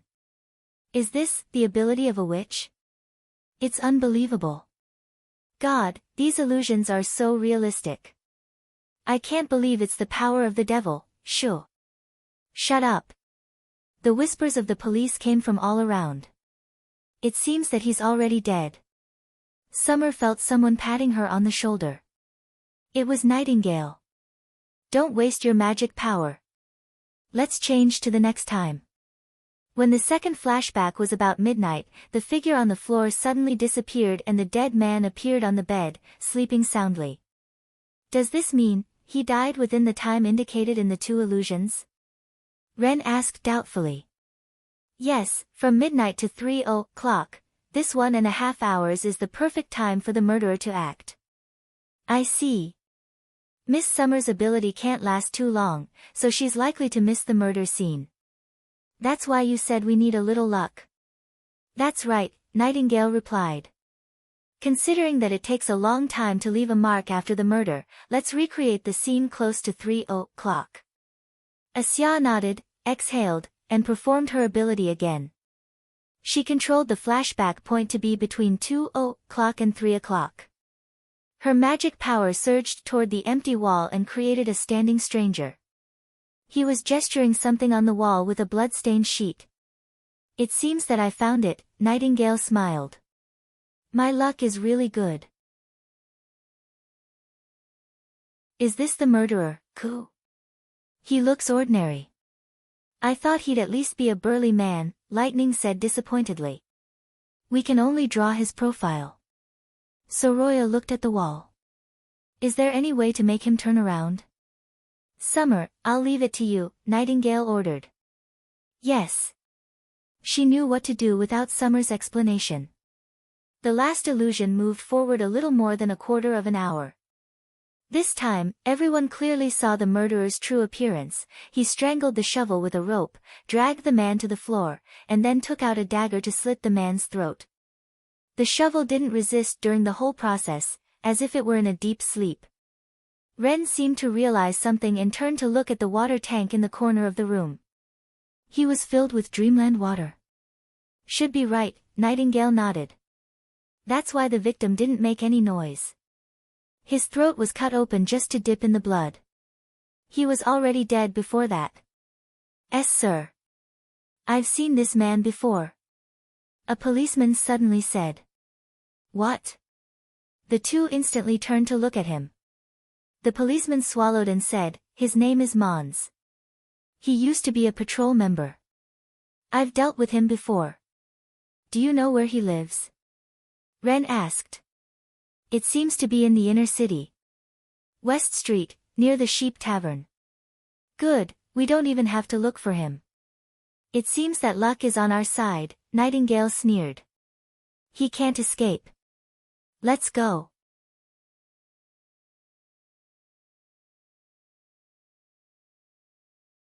Chapter 492. When they arrived at the Sheep Tavern, they quickly found out the exact location of Mon's residence. I'll go in and check out the situation first. You guys go in from the front door. Summer, keep an eye on Lightning and Maggie. Don't let them in, Nightingale ordered. She then spread out the mist and disappeared in front of everyone. In the world of black and white, the lines that formed the contours of all things twisted. She easily found a non-existent gap in the wall and jumped through it. The furnishings in the house were very simple, not much better than Shovel's house. It seemed that Mons had been living a hard life ever since he lost his job as a patrol member. Everything within her field of vision was clear, which proved that there were no annoying God's stones of retaliation nearby. Nightingale quickly found her target in the bedroom. A man was curled up in bed, snoring loudly. His coat cuffs were still stained with blood, hanging around the bed. Nightingale returned to the living room and opened the door. The police swarmed in and pinned Mons, who had just woken up, down on the bed and tied him up. Who are you? Let me go, he shouted in horror. You're under arrest for multiple murders, Mons. Ren stepped forward and slapped him twice to silence him instantly. How dare you go against His Highness? Hanging you at the city gate would be too easy for you. I didn't. The Earl of the Elk family changed the slaps to fists. With two muffled sounds, Mons opened his mouth in pain. His mouth was full of blood, and one of his front teeth was missing. We saw your murder last night. What else do you have to say? You used Dreamland water to stun Shovel. You didn't want the blood to splash on you. You hung him first and then cut his throat. You're pretty good. Mons' eyes were filled with disbelief and deep fear. Killing the rats in charge of the declaration and drawing the crossed crown with blood. Whose idea was that? Nightingale picked up a glass bottle from the bedside table, which was half filled with a light blue liquid. Dreamland water isn't cheap, and after the rats have been wiped out, it won't be easy to buy this kind of thing again. If you tell me the truth, you might be able to live. Ren clenched his fist. Otherwise, I'll let you taste the wrath of a noble. Nightingale did not stop him, even though she knew Earl Elk was lying. As His Royal Highness had said, the safety of the territory was the most important, and those who destroyed it should be taught a lesson. While Mons was still hesitating, the fist landed on his body again. This time, it was the abdomen and ribs. Ren, who had gone through the night's training, was very precise in his control of strength. He could inflict unbearable pain on the target without inflicting fatal damage. I was wrong, my lord, please let me go. It was a fellow from the inner city who told me to do this. Every time I killed a person, he would give me 4 golden dragons as a reward. He also said that this way, the people would resent the police and think that the black uniformed police were unable to protect everyone, and that the patrol team could be rebuilt. Mons broke down. He was not a strong-willed man, or rather, a strong-willed man would never serve as a patrol member who robbed others, nor would he take 4 lives for a few golden dragons. Nightingale thought that perhaps before he did this, he would never have thought that he would be targeted by the Ministry of Justice so quickly, let alone that someone could find him in a big city with a population of 20,000 in just 4 days. He wept bitterly as he explained the whole story, blood and snot all over his collar. I don't know how he found me. The first time we met was in a tavern. He gave me this bottle of Dreamland water and said that as long as I did what he said, I could get a lot of money. I had no savings at that time, and the police didn't accept my application. I hated him, so I did it.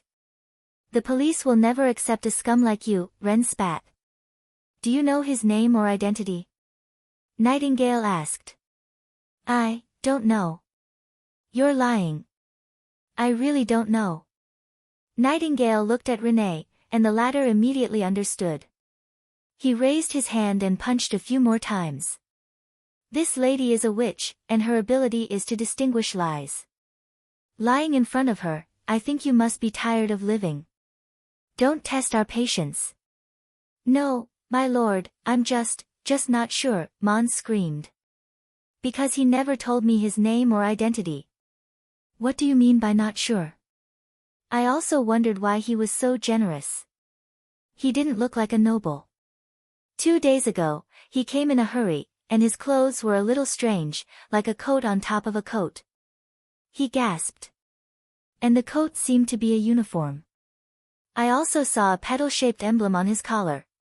A petal-shaped emblem? Nightingale and Wren looked at each other.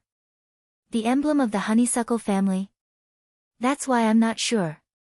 Everyone knows that the Hull family is the Lord's supporter. How could they secretly oppose Lord Wimbledon? Mons lowered his head and said. Perrault is definitely not that kind of person. Someone else must be playing tricks, Wren said with certainty. Anyway, they meet every day. Why don't we set a trap and let that guy come in? It seemed that this was the only way. Instead of making wild guesses, it was better to capture Mons when he asked for payment. Then everything would be clear. Nightingale nodded, but in her heart, she felt that she had overlooked something. Mons didn't lie, and all the information was true. What's wrong? Sister Nightingale, are you done yet? Lightning shouted outside the door. The meeting is almost over, coo. We have to go back, coo. Considering that the arrest would inevitably be violent, she deliberately asked the three of them to stay outside. Hearing the word, meeting, from Maggie, Nightingale's mind went blank. Wait. His Highness is having a meeting with the nobles in the hall to discuss the establishment of the new city hall. This meant that he did not have any guards with him, and the closest one was also outside the hall. If this person was really a member of the honeysuckle family, he could certainly enter the castle and the hall on the first floor without any hindrance. However, he definitely could not set foot on the second and third floor, which belonged to His Highness, and she was not with His Highness Roland. Lightning. Nightingale no longer cared about the Earl of Elk and Mons. She rushed out of the house, grabbed Lightning's shoulder, and shouted, "Take me back to the castle. His Highness may be in danger." Ah. Okay, hold on to me. Although the latter was extremely surprised, she did not ask any more questions. Instead, she directly carried Nightingale on her back and flew straight to the castle district. When carrying a heavy load, Lightning's altitude would be greatly reduced, but she could still maintain a speed of about 100 kilometers per hour. Flying above the street, it would only take her half a minute to reach the destination. Nightingale hoped that she was overthinking, but the more she thought about it, the more frightened she became. The murders started 3 days ago, which happened to be the day when Perrault's letter for help arrived in the border area. If the real purpose of the murderer was to use these cases to attract everyone's attention and lead her away from Roland, it would be terrible.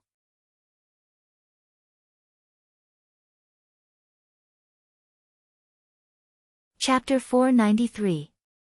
For a moment, Nightingale felt that the whole black and white world trembled. Out of the mist, the scene in front of her returned to normal. The darkness of the god's stone disappeared, and her heart, which was about to jump out of her chest, retreated. The man on the ground was not Roland, but a guard whom she had never seen before. He was wearing the uniform of the honeysuckle family, and there was a dark red mark on his chest, which looked like a gunshot wound. "Why are you here?" A familiar voice sounded beside her. She turned her head and saw that the speaker was Roland. He was surrounded by several guards in a corner of the hall, so she did not notice him when she rushed into the room. Nightingale opened her mouth and found that her throat was very hoarse, and her hands and feet were cold and numb. Her body was very weak, as if she had survived a disaster. At this time, the only thing she wanted to do was to hug Roland tightly, but she knew that she could not do so. There were other nobles here. If she wanted to be independent of the security bureau and the strong shield of the territory, she could not be too close to him in front of everyone. Although her head clearly told her that she could not do so, her body could not help but walk toward Roland. She spread out the mist, passed through the guards, and hugged him tightly. There was a sudden cry of surprise. Obviously, no one could understand why a witch suddenly appeared and disappeared again without saying a word. In the mist, she tightly stuck her arms to the prince's back, buried her head in his chest, and listened to his heartbeat, as if this was the only way to prove that everything was just a false alarm. Roland seemed to realize something. He clapped his hands to the nobles and said, "Everyone, go to the dining room and enjoy lunch. Don't leave the castle for the time being. The meeting will continue in the afternoon." When only the prince's guards, Perrault, Sylvie, and Lightning were left, he asked, "Is the murderer related to this assassination?" Nightingale gradually calmed down. She reluctantly took 3 steps back and revealed herself. Pretending that she had never been near the prince, she said, "Yes, when I found out that the mastermind behind the criminal was a guard of the Honeysuckle family, I immediately rushed over." She recounted what she had seen and what Mons had confessed. "I didn't expect that the enemy's real purpose was to lure us away and find an opportunity to strike. Luckily, you're safe and sound. To be able to plan this far, taking into account the timing of my visit and the witches," Roland sighed, "this person is really wasted as an assassin." Perrault immediately knelt down on one knee and said, "Your Highness, I really don't know who he is." "Rise, for you have said so, and I do not like to inflict blame," he interrupted, "but you are equally at fault. You have been negligent in the servants of the castle, and in the defense of the outskirts." Perrault opened his mouth and finally lowered his head. "I'm guilty. Investigate his identity and background. I want to know the results now." "Yes, Your Highness." After the eldest son of the Honeysuckle family left, Nightingale asked about the situation in her heart. What was the situation at that time? "It was a close shave," Roland smiled. "Thanks to Sylvie's warning. But then again, he chose to do it in the conference hall, so he was already at a disadvantage." After listening to the prince's story, she finally understood the process of the assassination. But in fact, it was not as easy as he had described. Although weapons were not allowed in the hall, the enemy had hidden a dagger in his clothes. In addition, he was indeed a castle guard, so no one searched him and he was directly allowed to enter the hall. If there was any mistake made by the assassin, it was that he carried a god's stone of retaliation. It was very normal for the guards to wear a god's stone of retaliation, but it was particularly conspicuous in the hall. In order not to interfere with Sylvie's observation, all the nobles attending the meeting had taken off their god's stone of retaliation. The sudden appearance of a black hole made Sylvie notice him. When he walked towards His Highness, Sylvie immediately warned him. Although Roland said the following scene in a very relaxed manner, Nightingale still broke out in a cold sweat. The hall was about 20 meters long and wide. From the time the enemy heard the warning and started to run to the long table, only a few breaths of time had passed. His Highness had just pulled out his revolver and removed the safety when the dagger had already pierced his body. The place that was hit was the back of the waist. Nightingale, who had experienced assassination training, naturally knew that compared to the chest and the head, the waist was extremely difficult to defend. Once it was injured, the severe pain could immediately make the target lose the ability to resist, and the next step would probably be to cut the blood vessels in the neck. Fortunately, His Highness Roland was wearing a protective suit specially made by Soroya, so the dagger could not penetrate the coating and could not stop his next move. The gun was fired almost at the assassin's body, and the loud roar made the scene a mess. 2 12mm bullets directly took away the enemy's life. Nightingale knew how thrilling the process was. If His Highness had not removed the safety in a panic, and if the gun had not been fired smoothly, the consequences would have been unimaginable. She turned her head and glared at Lightning. Lightning immediately lowered her head and looked like she was admitting her mistake. "Your Highness, I've found out the truth." Perrault walked into the hall again. "His name is Shio. He's not a native of the western region, but he used to be a castle guard for Duke Ryan." "Duke Ryan?" Roland frowned. "Why did you choose such a person as a guard?" "He's just an ordinary guard. At that time, every family lost a lot of men, so I chose those who had little to do with the Duke. This has always been Stronghold's practice," Perrault said. I don't think it's possible that he carried out the assassination to avenge the Duke. He's not lying, Nightingale thought. After the fall of a great noble, apart from the subordinates who had been enfeoffed with lands and titles, the rest of the people were also resources in the eyes of the other nobles. For those who were divided, it was just like a change of master. Since the Honeysuckle family had surrendered to His Highness Roland a long time ago, and Stronghold had always been managed by Perrault, this group of people had not been investigated. How many people with such backgrounds are there? Roland asked. You've also used people from the Wild Rose, Maple Leaf, and Wolf families? Only 3 or 4 outside the castle. Perrault nodded. The servants, subjects, and serfs of the other 3 families were assigned to the Honeysuckle family and the Elk family. I promise they won't appear in Stronghold. Well, I don't care about those people, but in the castle area, even the guards on the periphery must be chosen from your family. Do you understand? As for the guards in the castle, I'll arrange them myself. Yes, Your Highness.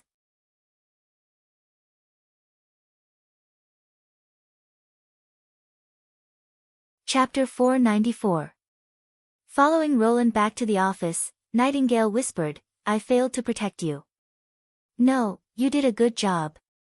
Roland shook his head and said, think about it, why did this assassin named Shio attack me in the conference hall? Because he knew that I was protected by a witch, and this witch was extremely powerful. If he didn't transfer her away, he would have no chance at all. The more arrangements he made, the more flaws he had, so in the end, he could only attack with a small dagger. But he almost succeeded. It can't be considered a success if he didn't kill me on the spot, and your existence limited this possibility. He smiled. If not for you, what would he have done? He would have waited patiently for an opportunity to launch a fatal attack. As long as he lurked in the castle, there would always be such an opportunity. So, you have protected me very well. In fact, the safer the territory is, the safer I am. This is not comforting. Nightingale thought, His Highness really thinks so. This made her feel a surge of warmth in her heart, and the original uneasiness of self-blame dissipated. I understand, but you can't let go of Lightning and Maggie this time. What about them?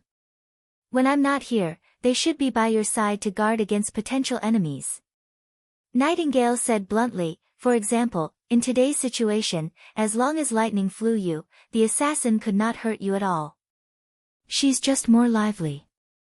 No. If Vendi and Scroll were here, they would definitely agree with me. If I don't let them feel that they are wrong, what if something really happens next time? Well. The prince touched his chin and thought for a while. I understand. Then I'll punish them to stay in the house and not go out until they finish 3 sets of comprehensive mathematics, physics, and chemistry exercises. How about that? Nightingale could not help but suck in a breath of cold air.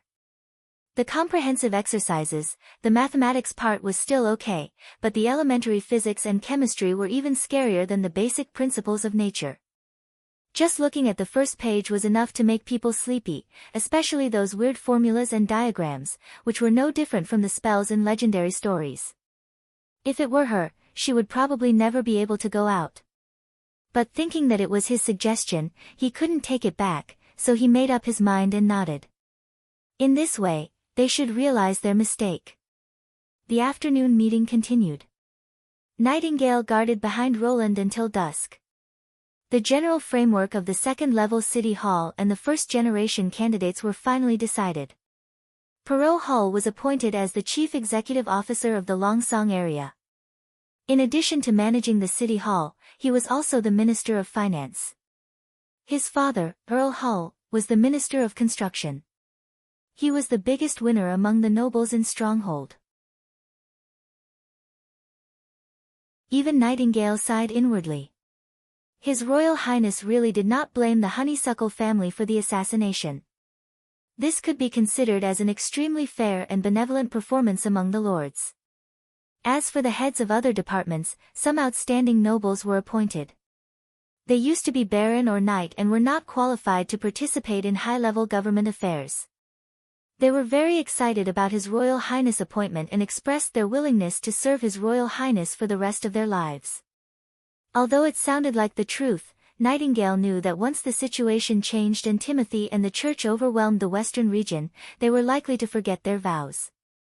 Before the meeting was adjourned, His Royal Highness emphasized 2 employment principles. The department could use family manpower, but the proportion should not exceed 30%. At the same time, the files should be sent to the Superior City Hall for filing. The other point was that regardless of whether or not family manpower was used, the salary would be paid by the City Hall. Anyone who violated this rule would be punished as a criminal. Nightingale was not interested in these contents and kept yawning. She only cheered up when she saw Maggie fly into Longsong Castle with Earl Spear on her back. After the dinner, they followed Earl Elk to Shio's residence. It was an ordinary bungalow in the castle district. The room was so clean that not even a piece of paper was left. Obviously, Shio was prepared and had destroyed all evidence before the operation. Shio needs to stay in the castle district during the day, so we only need to reproduce what happened at night, the prince told Summer. I need to check everything he did from the time he contacted the former patrol member, Mons, to today in this room. I want every scene. Countess Spear summoned a magic channel and connected Maggie and Summer together. Summer, who had temporarily gained enough magic power, began to retrace the details of every night. Shio seemed to come back to life. Sometimes he sat by the fireplace, meditating, and sometimes he wrote something on a piece of paper. Soroya recorded all of this. On the 4th day, he sat by the fireplace as usual, but this time there was an emblem in his hand. Wait. I think I've seen this thing before. Roland's voice sounded a little surprised. Draw it and let me see. The emblem was quickly drawn on the paper with a magic pen. It was about the size of a thumb and was a round gem polished into the shape of a button. Both sides were engraved with the standard symbol of a tower and a spear, which was a typical royal emblem. Is he Timothy's man? Nightingale couldn't help asking. Roland frowned and said nothing, as if he was thinking about something. After a long time, he shook his head slightly. No, this is a token of Wimbledon 3. You mean, your father? Ren asked in surprise. Isn't the king already under the control of Prince Gerald? Perrault was also surprised. When I was a child, I saw this emblem on the desk of Wimbledon 3 and asked him what it was. He said that each gem represented a warrior loyal to the royal family, and the more gems there were, the more stable the throne of Wimbledon would be. Her Highness sighed. It seems that Shio is the secret pawn the king placed beside Duke Ryan to monitor the movements of the entire western region. Then why did he attack you? Ren was puzzled.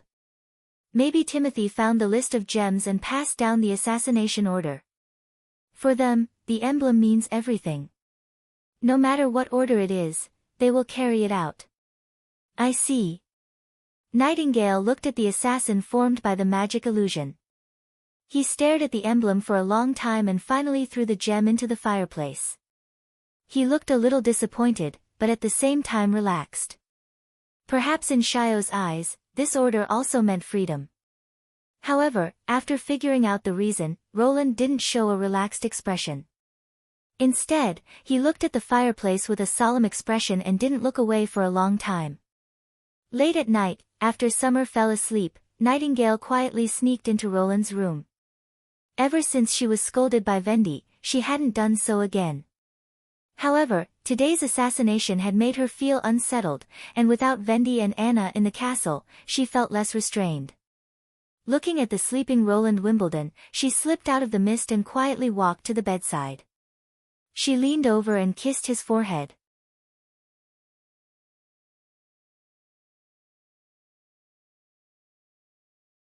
Chapter 495. When Roland got up from his bed, the sky was already bright. He put on his coat and walked to the window. The white buildings had revealed their respective colors. The red tiles and gray walls mixed together to form a vibrant mix of colors. Although it was still very cold indoors, facing the sun, he could feel a little warmth. The ground had turned into snow. He walked into the office that had been transformed from a study. Today's breakfast was on the table, a fried egg, 2 pancakes, and a cup of hot water. Just like in the small town, Nightingale had obviously prepared it for him. "Thank you," Roland said to the empty recliner. "How did you know I was here?" Nightingale's figure gradually emerged. "You wouldn't sit if you could lie down." He smiled and put the egg between the 2 pancakes and brought it to his mouth. "And the back of the chair is sunken. It would be strange if I didn't know." "No, I also like to sit." She flashed and appeared directly beside the desk. She turned over and sat on the edge of the table. "For example, here. This set of movements is so smooth that I can never get tired of watching it," Roland thought. Especially the process of escaping into the fog and then coming out in a flash. It was like a space jump. "You seem to be in a good mood. Did you have a good dream?" She raised her eyebrows. "Well, it was a good dream." "That's good." Roland swallowed the egg burger in a few bites. "Today you have to follow me." "Because of the assassination?" "Yes." He became serious. If the gem list was really used by Timothy, there may be other hidden pawns in the western region, and we can't check everyone. These loyal and resourceful people of the royal family should not be wasted on assassinations. They could have been placed in more promising positions to display their abilities. Thinking of this, Roland further strengthened his determination to eradicate Timothy's forces as soon as possible.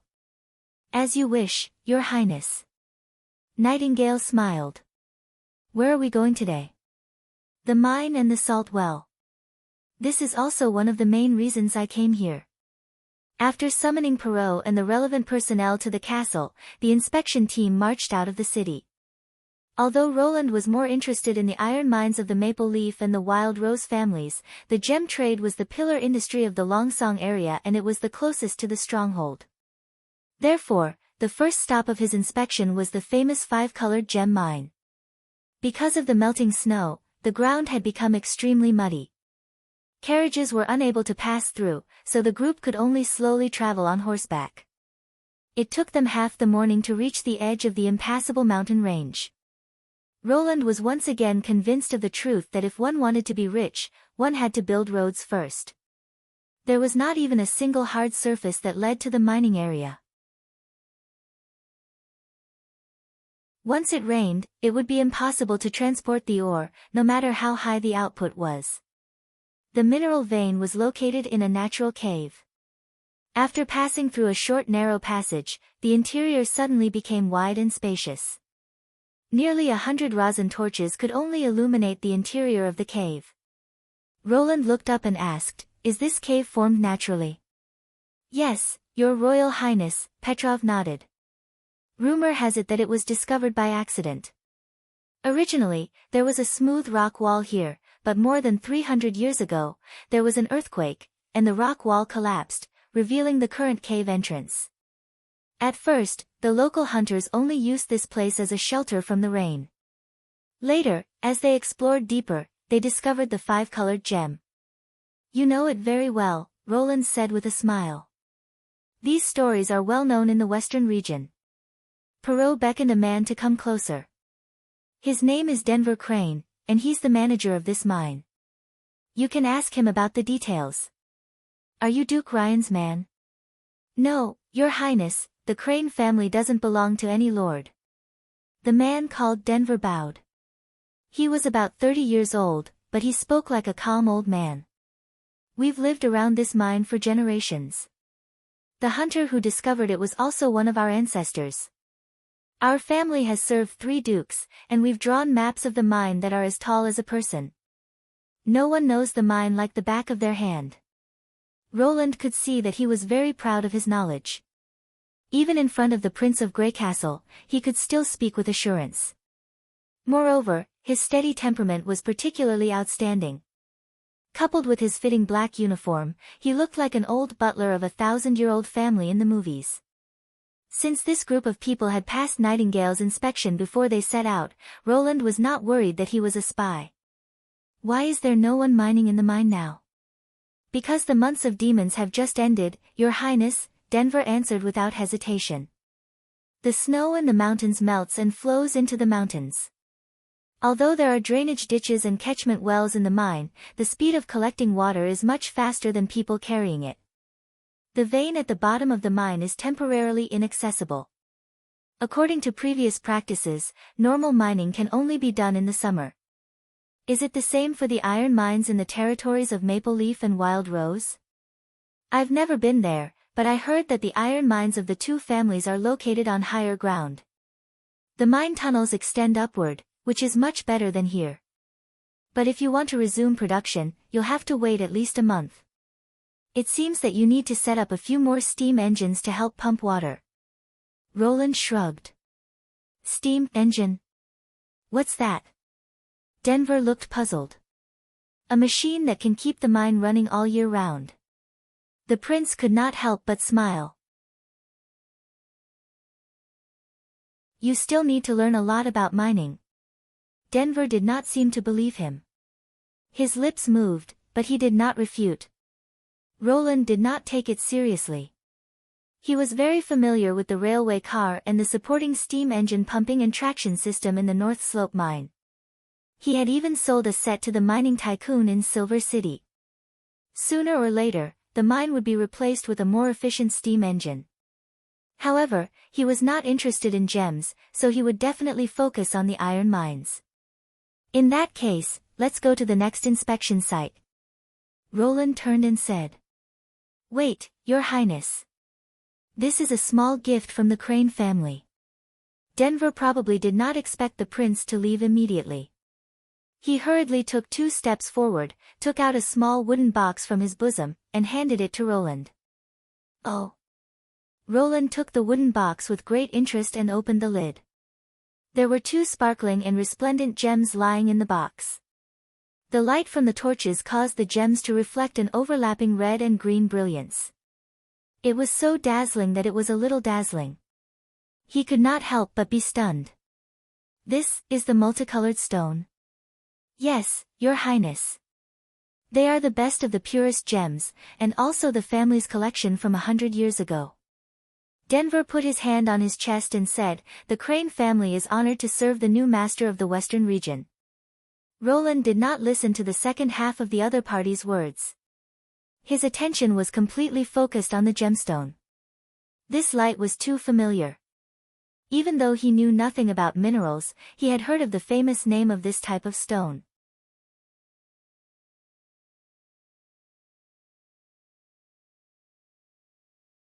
Chapter 496. When the diaspora reached the gemstone grade, it would refract a brilliant light due to its extremely high fiery color. At the same time, it had a very strong multicolor property. Unlike other color-changing gemstones that could change from one color to another, it could refract multiple colors at the same time. The most obvious one was the mixture of red and green. It was no wonder that the locals gave it the name of multicolored. When Berev introduced it to him, Roland immediately thought of this stone when he saw it with his own eyes. In addition, when diaspora lost water, it would turn into corundum. The gemstone level of corundum was the famous ruby and sapphire. Compared with the former, the latter was more famous. But what excited him was not the gemstone itself. After a long time, the prince closed the wooden box and asked excitedly, What about the residues dug out from the mine? You mean, the gravel dug out from the mine? Yes, not just the stones, but also the mud. How did you dispose of the waste? They were all dumped at the foot of the mountain after they were shipped out. Denver did not seem to understand the meaning of the prince's question. Your Highness, please rest assured. We have carefully screened these ores. They are either of poor quality, or they were broken during the mining process and can no longer be polished into gemstones. The most experienced veterans in the family were in charge of the screening process. It was impossible to miss anything. You're wrong. Roland shook his head with a smile. Those things are probably the real treasures. What? Denver was stunned, and the others looked quite surprised as well. It seemed that they could not associate mud with treasures. But he could not explain it, because in this era, it was difficult to even make steel, let alone refine aluminum. The main component of diaspora was alumina, and it was also an associated product of bauxite. The discovery of diaspora probably meant that this place was rich in aluminum, and the soil and rocks could be used as raw materials to refine aluminum. As the most abundant metal element in the earth, aluminum was more abundant than iron and could be found almost everywhere. In other words, Lucia could also decompose a small amount of aluminum from a random stone dug out of the ground. It was just that it was not cost-effective to use it for industrial refining. Therefore, only places rich in aluminum could be mined. For example, the cave in front of them. Roland called Perrault aside and asked in a low voice, "How has the Crane family managed the gemstone mine for the past 200 years? What I mean is, how did the previous lords pay them? I've checked the accounts left behind by Osmond Ryan. The method of payment is very simple. Every year, the Crane family can choose a box of lesser gemstones from the gemstones they collect as payment. It's basically the same as weighing wheat." Perrault explained, "The square box is about the length and width of a palm, and the depth is about half a palm. As long as the lid is closed, you can put as many pills as you want. Of course, the rarest gems must be handed over to the Lord." In other words, the two treasures he gave me just now weren't the best. In terms of quality, it is indeed the best. He wouldn't dare to lie to you about this, but you also know that the bigger the gem, the more expensive it is. You've also received gifts from him, haven't you? Roland looked at the eldest son of the honeysuckle family with interest. "Ah." The latter replied awkwardly, "Yes, Your Highness. I'll give the gemstones to you when I return." "Keep them, I don't care about that," the prince said carelessly. "I'm just curious, who can guarantee that the payment is true? What if the family secretly takes more during the mining process? Unless they turn the mansion upside down, they won't be able to find out anything, right? Every batch of ore is transported out of the mine and screened, and even if the Cran family steals, they won't do it too obviously. This is a mutual check and balance. They're afraid that the Lord will find out and punish them, and the Lord won't be able to find so many people who know the mine like the back of their hand." Perrault paused. "Besides, even if it's our own people, who can guarantee that they won't steal?" "I see." Roland nodded. "Then continue according to this rule. But in addition to the 5-colored stone, I also want the gravel and mud dug out. When I return, I'll make a preliminary collection plan for you. First, carry it out according to the requirements." "Your Highness, this mud, is it really more precious than the gemstones?" "It depends on whose hands it's in," the prince replied. What was aluminum? It had countless uses. Its low density and corrosion resistance were already half of the industrial production sky, and it was also an essential key material for aviation technology.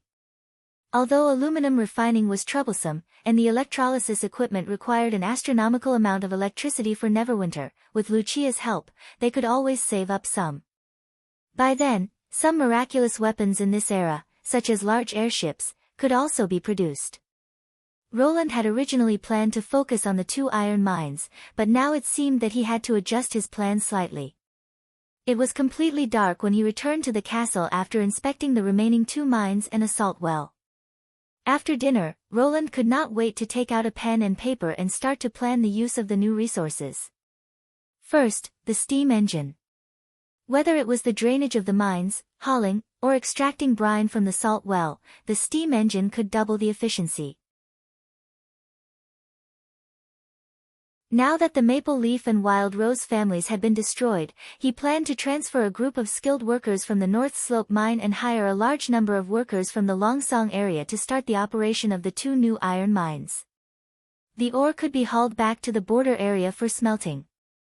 As for the gemstone mine, Roland needed to wait for Lucia to go to Longsong to test the aluminum content in each tunnel before arranging the next mining direction. Another important point was the salt well. It was close to what Roland had expected. In addition to using the steam engine to pump water to increase the output, the only thing left to do was to remove the impurities. Considering the complex geological composition, he decided to take a tube of brine from each well back to the border area and hand it over to the chief alchemist, Kailsichi, to study the specific steps of removing impurities. After figuring out the process, he would set up a factory on the spot to produce salt on a large scale. Of course, the salt industry, like grain, should also be monopolized by the city hall. The elk and honeysuckle families' salt wells could receive technical support from Neverwinter, but the salt produced must be sold to the city hall at the stipulated market price, and they could not be sold to other cities for profit. If they could obtain a large amount of salt at a low price, it would undoubtedly open up a new trade route for Neverwinter.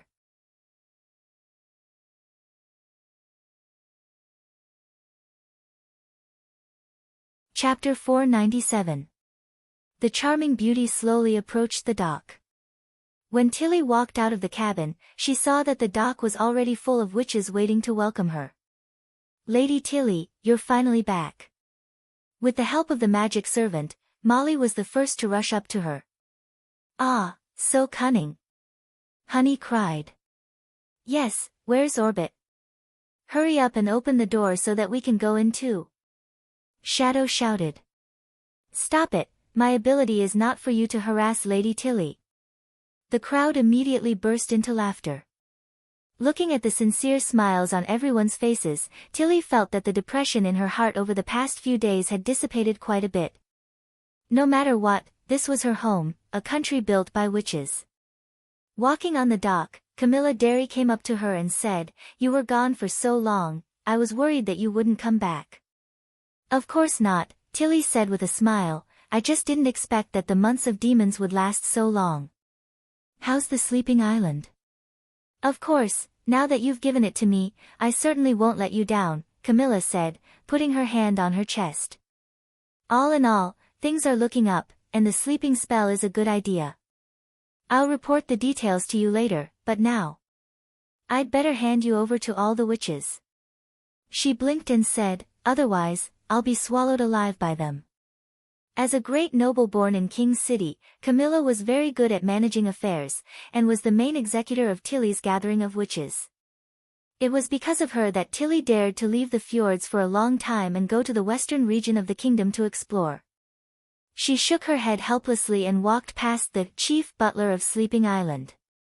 When she raised her hand to the crowd, she was surrounded by a swarm of witches. "Your Highness, have you seen my brother? How did he treat you? I heard that there is also a witch organization in the town. Will they come and live with us? The people in that remote town really don't lack food and clothes, and they all live in new houses. It's good that you're back, everyone missed you." Tilly responded to everyone's questions and concerns until Shavy flew onto the dock with a pile of books. Only then did everyone turn their attention to this batch of priceless treasures. "What is this?" someone asked curiously. "Ancient relics? No matter how I look at it, it doesn't look like it.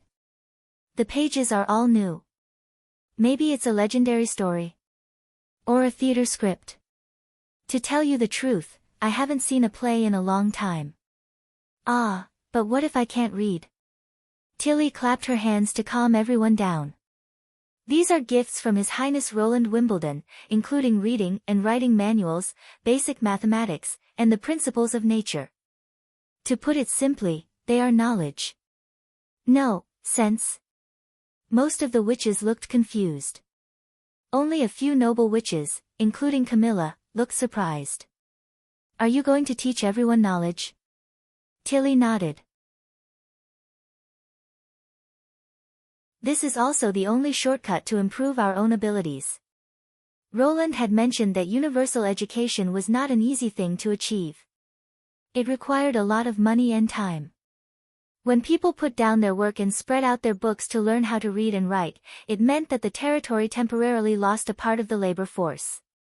In addition, encouraging them to study actively also required the support of money, including the teachers' salaries and the construction of school buildings, which was not a small number.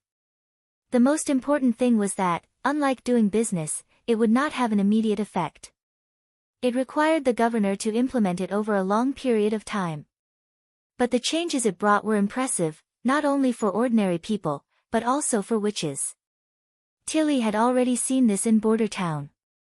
Before going to the western region, she had never thought that a group of ordinary people could shine with such vitality and vitality. After returning to the Summer Palace, just as she was about to start arranging the universal education plan according to Scroll's method, Ashes knocked on the door. Thunder wants to see you. Ha, long time no see, Your Highness Tilly. Thunder was still the same, with a hearty and friendly smile. How was it? Did this trip to the western region solve your problems? To be honest, I didn't find the answer. Tilly shook her head with a smile. After all, he has some reservations about me. But in the current situation, these things have become less important. By the way, do you know about demons? A monster from hell? Thunder raised his eyebrows. In epics and legends, it is often heard that the heroic knight stepped forward bravely and used a spear stained with dragon's blood to kill these ferocious and terrible enemies. This time, they are not the enemies in the books. She exhaled. What do you mean? I don't know whether those dragons exist or not, but the demons are real. Tilly briefly told him about the Witch Union and the Battle of Divine Will. The Four Kingdoms are just the barbarian land of the past. If we lose again, human beings will have no way out. There's actually such a thing. Thunder did not say a word.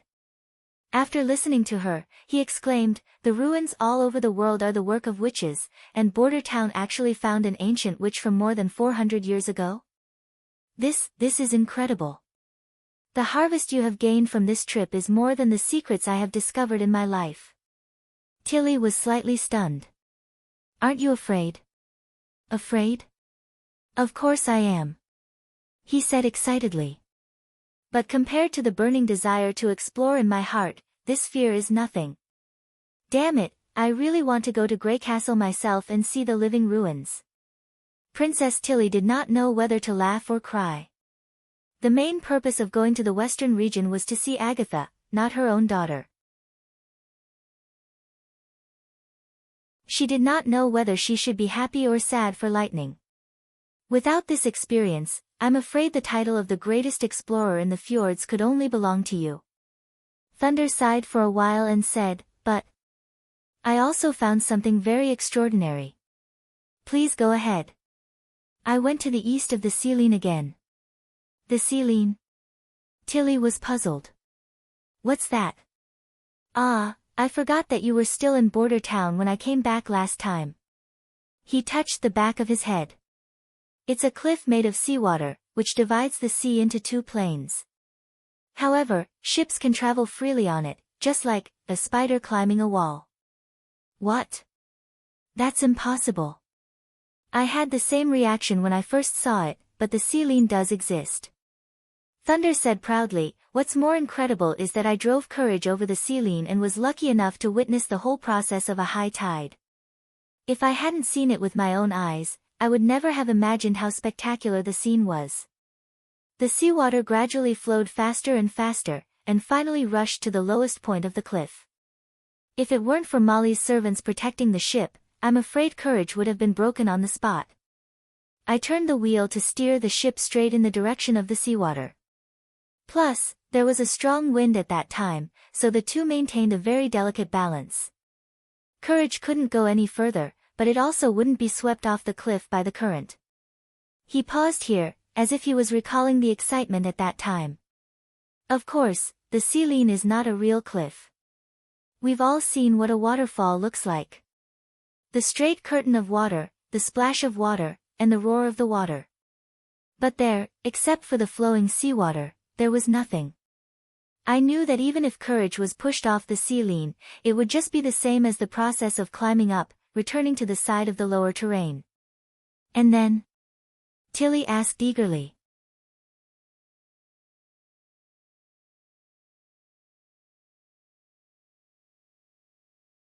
Chapter 498. The water flowing from the Celine into the seabed caused the water level to rise? How was that possible? Tilly pondered for a moment. What about the ebb tide? Will the seawater flow back? Good question. Thunder clenched his fists excitedly. After that, my fleet stayed near the Sealine for half a month until the tide ebbed. During this time, I also used various methods to cross the Sealine. The most amazing thing was sailing on the Sealine. Do you know what it felt like? To outsiders, it seemed like we were stuck to a cliff, with the sails completely parallel to the sea, and could fall at any time. But we didn't feel this at all on the ship. It was like Braveheart was sailing on a narrow river several meters wide. On one side was the endless wall of seawater, and on the other side was the vast sky. Of course, we had to wait for the water to slow down before we could do that. Otherwise, the magic servants wouldn't be able to protect the hull. This doesn't make sense. Tilly's mind was in a mess. If the person telling this story was not Thunder but another explorer, she would have thought that he was bragging. I think so too. But I trust my eyes more than common sense. He continued. Half a month later, the tide began to ebb. It was exactly the same time as the rise and fall of the Shadow Islands. The seawater didn't flow back. It just slowly receded, and the Sealine once again shrunk from several meters high to hundreds of meters high. You mean, the extra seawater just disappeared into thin air? Maybe, but it could have flowed to other places.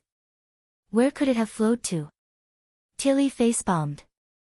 The tides of the Shadow Islands rise and fall dramatically, while the Fjords Islands are much calmer. When it reached the shore of the Four Kingdoms, there was almost no obvious change. If it didn't disappear into thin air, what else could it be? Thunder pointed at his feet. She sighed. I remember you said that the water level of the Shadow Islands fell so fast, as if there was a huge hole at the bottom of the sea that was swallowing seawater. But no matter how big the hole is, it should be filled in a few years. This is just my guess. After all, no one has seen what the real bottom of the sea looks like. But there is one thing that I am very concerned about. What? Why is the sea we're in called the Swirling Sea?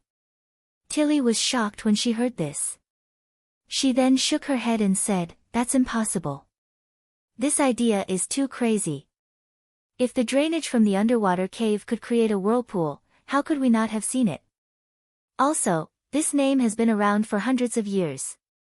Who knows what the person who named it was thinking? Indeed, I've done a simple experiment. The water must be shallow enough to see the whirlpool, and we don't have the ability to go deep into the sea. Thunder smiled mysteriously. But even if we don't, it doesn't mean that witches can't do it.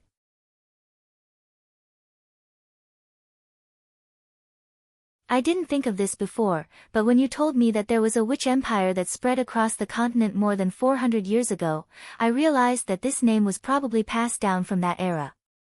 But I'm a witch, Tilly said with a shrug.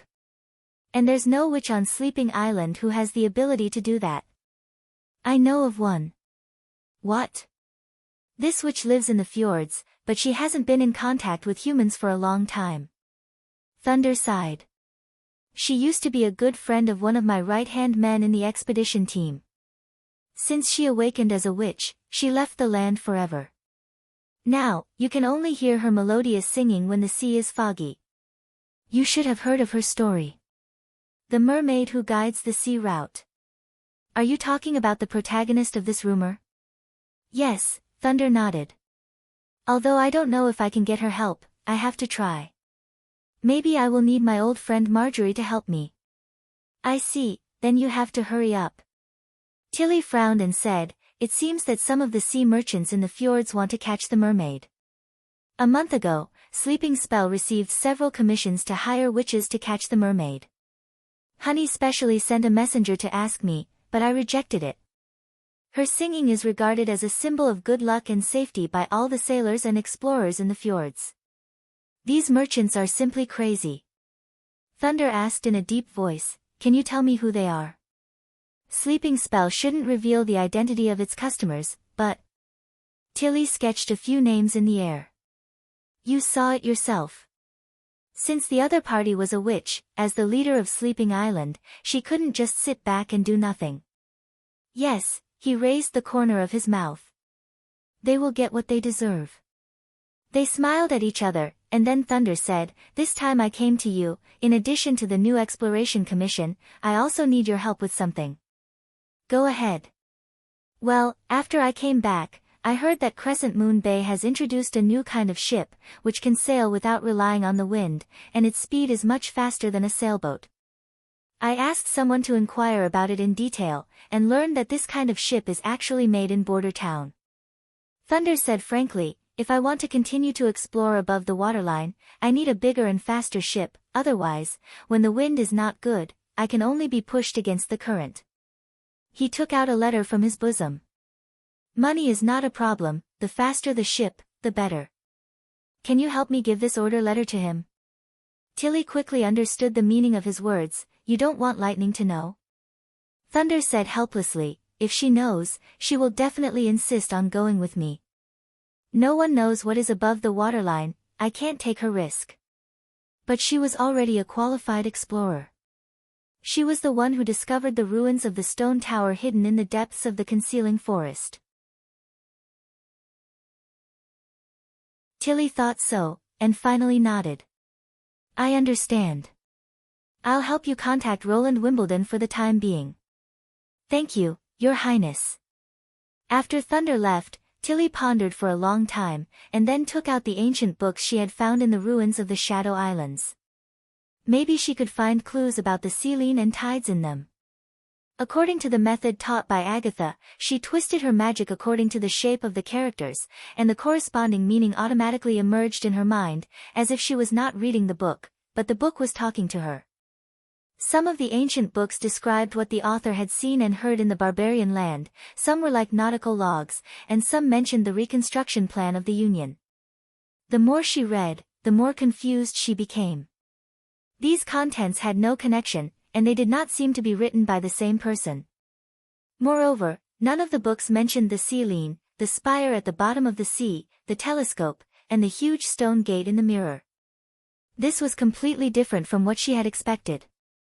She had thought that as long as she could understand the language of the Union, she would be able to uncover some of the secrets in the ruins, and even find out the truth about the rapid rise and fall of the Shadow Sea.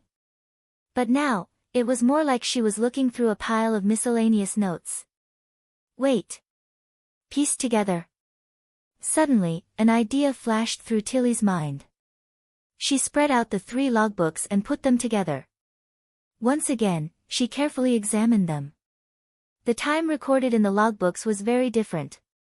Some of them were even separated by several decades. The routes were also different. They ranged from the sea near the mainland to the fjords. It was as if someone had collected these things one by one and stored them in the ruins. When this idea came to her mind, she could not help but feel a chill running down her spine.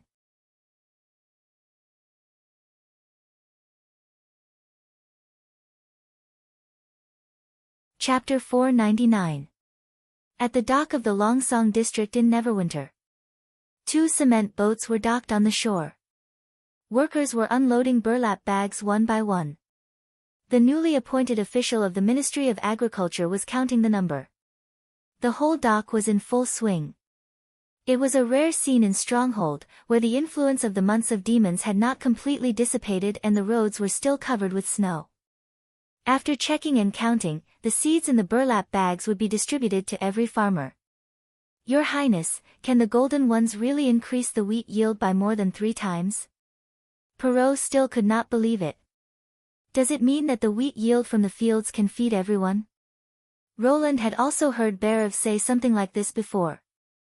Or, in the eyes of most nobles, it was normal for commoners to go hungry. Making sure everyone has enough to eat is the most basic responsibility of a lord. "We've only taken the first step. Besides, you don't have to take it as my kindness. You know, starving people can't devote themselves to the construction of the city. But, this is undoubtedly a great achievement. As far as I know, no city in the kingdom can achieve this. The achievement is indeed praiseworthy, but I only made a small part of it. The most important thing is the witches.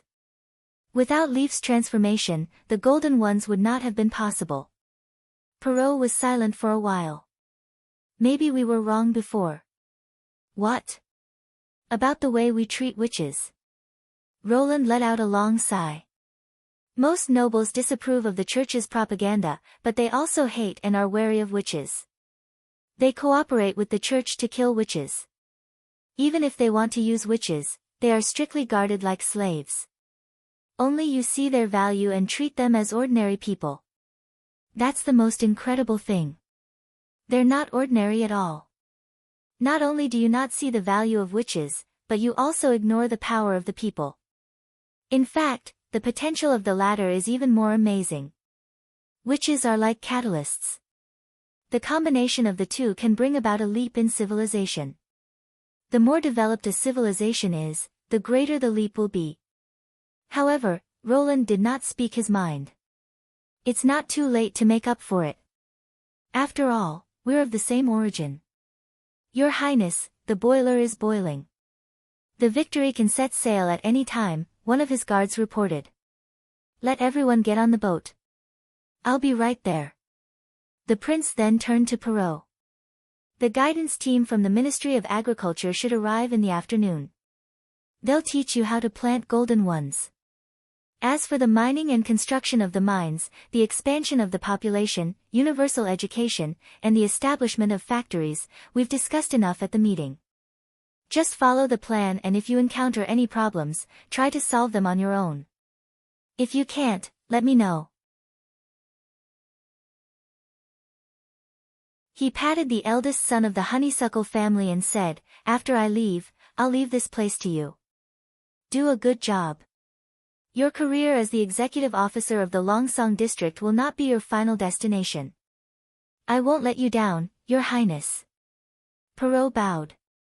Roland boarded the concrete boat and gave the order to set off. With a long whistle, the SS Victory slowly left the shore and headed for the border area. How many bald boats have we seen?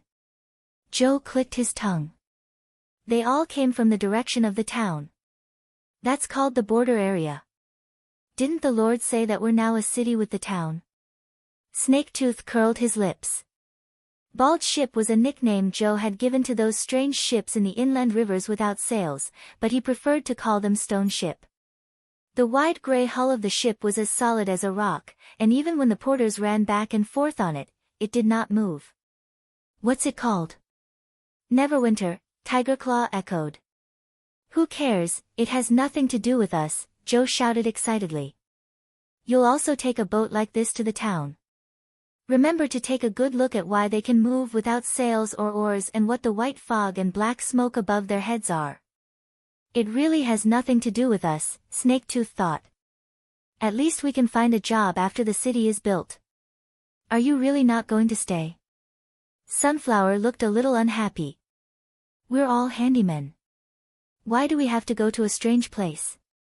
1 silver royal more, Tigerclaw said cheerfully. If we stay here, we'll get 6 silver royals. If we go there, we'll get 7 silver royals. Anyway, we'll all work. Of course, we'll choose the one with more money. I didn't ask you. Sunflower rolled her eyes at him and stared at Snaketooth. For some reason, Snaketooth suddenly felt a little guilty. After the establishment of the city of Neverwinter, the Lord seemed to fulfill his promise. Countless recruitment notices appeared in the square overnight. However, there were not many opportunities for rats. Most of them were handymen and mason apprentices, and their pay was also lower than that of other rats. Of course, no matter what, it was better than being a rat and starving. That is, if the salary could really be delivered on time as stated in the announcement. To his companions, he told them that he could make more money in the border area, but his real thought was that the border area was closer to paper. Looking at Sunflower's scrutinizing eyes, he swallowed his words. I think the same as Tigerclaw. Will you come back? Beep. Just then, a whistle sounded from the direction of the dock and a red flag waved. It's our turn. Let's go. Tigerclaw grabbed Snaketooth's hand and pulled him to the dock.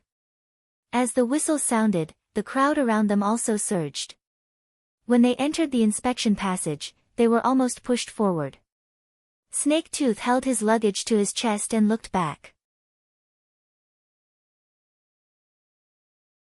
Unfortunately, he could not see Sunflower and Joe in the crowd. Several black uniformed policemen were checking boarding passes at the end of the passage. Your name. Your assigned team. Show me your proof. After Tiger Claw passed by, it was soon his turn. Snake Tooth took out the warm, wrinkled note from his pocket and carefully handed it to the policeman. Snake Tooth, the 5th construction team of the Red Flag Group. Look. The policeman did not pay attention to his introduction. He opened the boarding pass and glanced at it. Then he impatiently patted his chest and said, "The ship on the left." Next. When he boarded the ship, Tiger Claw was already waiting for him at the entrance. They didn't ask for extra money. That's incredible. Yeah, they didn't ask for it. Snake Tooth absent-mindedly folded the proof and put it back in his pocket. He looked at the dock area, trying to find his companions. It was not until the stone boat was slowly moving away from the wharf that he found the two of them on a stone step beside the embankment. Sunflower was waving Joe's coat, and Joe was standing behind her with his arms folded. Snake Tooth hurriedly took off his coat, ignoring the surprised looks of the others, and waved it hard. Their gazes finally met once more. "Take care," he shouted. Sunflower seemed to be saying something too, but the roar of the ship drowned out their voices.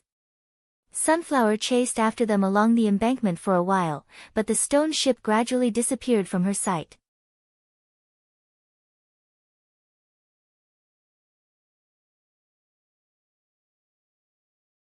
Chapter 500. A Genius in a Second to Remember Love. The internet provides you with wonderful novels to read. After spending a whole day on the way back to the border area, Roland felt sore all over. He went to bed early after washing up and did not feel refreshed until noon the next day. It seemed that he needed a soundproof cabin and soft reclining chairs on his ship. It would be even better if there was a spacious bed. Otherwise, it would be a double torture to sit on a trembling hard chair and listen to the roar of the steam engine. The first thing Roland did when he walked into his office was to summon Bear of Mons and Senadali, the Minister of Agriculture. There was only 1 week left before the spring offensive. Since Iron Axe was confident in the army, Roland was very reassured. Therefore, the most important thing was to focus on the agricultural production and spring sowing. After all, only when they had food in their hands could they not panic. I've seen the seeds being transported to the Longsong Pier. As long as we have golden ones, this year's harvest won't be too bad, but the border area is the focus. We're an example, a proof, and an example for everyone to see. Roland knocked on the table and said, "So, how's the spring plowing going?" "Who can tell me?" "Your Highness, the current situation is like this." Barav was the first to speak. Among the first batch of promoted serfs, only 30% are willing to continue farming. Including the newly recruited serfs, the total agricultural population is about 10,000. Based on the average wheat yield last year, the grain produced by these 10,000 people should be able to feed 40,000 to 50,000 people. He paused and added, "When I say feed, I'm calculating according to the wheat purchase limit for official residents, which is much more than the daily consumption of civilians in other cities. If you only want to keep them from starving to death, you can add another 20,000. That's about it, Your Highness." Sirius continued, "However, the above conclusions are based on the statistics from the year before last by the Ministry of Agriculture. This year, about half of the serfs, mainly the new batch, will use the Golden Twos modified by Lady Leaf. To be honest, if I hadn't seen it with my own eyes, I wouldn't have believed that wheat stalks could grow so many years. In addition, 2,000 people will switch to potatoes and corn, so I can't estimate the actual output. As for the farming part, the farmland is currently being plowed. According to the previously written crop planting manual, the farmland needs to be plowed 3 times and the fermented compost is mixed into it. This process generally takes 3 to 4 weeks, mainly depending on the number of workers in the field and the farming tools used. The serfs of the previous year have basically all rented iron farming tools, which should reduce the plowing time by a lot.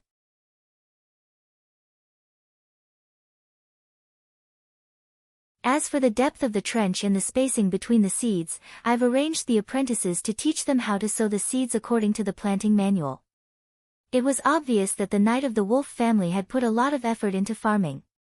He had considered all the aspects that needed to be taken into consideration. Even Roland could not help nodding in agreement. In this era, agriculture was underdeveloped because it relied too much on the land itself. One piece of land was equivalent to all the crops planted.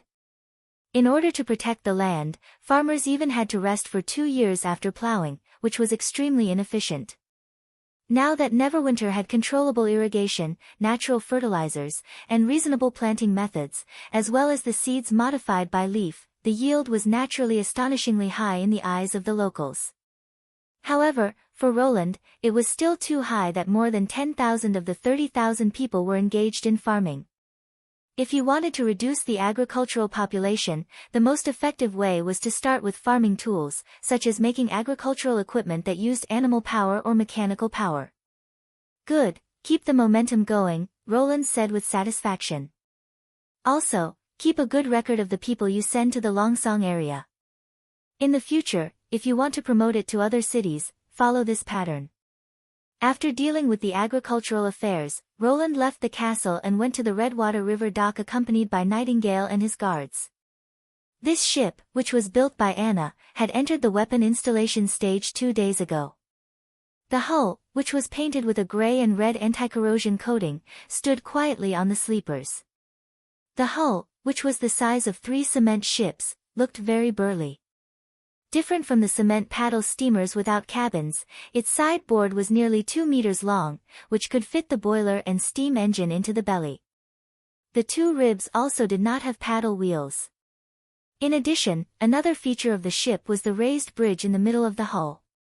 Although it was only 1 story high, it still looked very eye-catching. Of course, as a shallow-water gunboat, the most important equipment was undoubtedly the 152mm giant cannon. In order to save time, Roland did not let Anna make the naval cannon. Instead, he dismantled the Longsong cannon on the city wall and planned to put it directly on the ship. Now, it was placed beside the dock, waiting for the final hoisting. Your Highness. Seeing Roland appear, Anna immediately waved to him. Here. The prince walked over with a smile. How is the construction going? Is it going well? During the week when he went to the Longsong area, Anna took care of all the construction of the gunboat. Although she was given the drawings of the key parts, it was, after all, an unprecedented project, so it was normal to encounter all kinds of problems. Not very well. She shook her head. The more troublesome problems are the side hull deformation, the propeller leakage, the hull tilting to one side after welding the bridge, and the gun seat can't jam the cannon, but I've solved them. All solved? Roland was surprised. Yes, Anna said with a bright smile, counting with her fingers. The side deformation is caused by the thin steel plate of the ship, so I installed a fixed support frame at the vulnerable part. The propeller leakage is caused by the gap between the casing and the connecting rod. I surrounded the gap with a water tank, so that the water would not leak everywhere and could be pumped out by the steam engine. The bridge deviation is caused by the asymmetry of the weight, so I can modify it a little bit. The problem of the gun seat is the most difficult to solve. I finally found the inspiration from the revolver.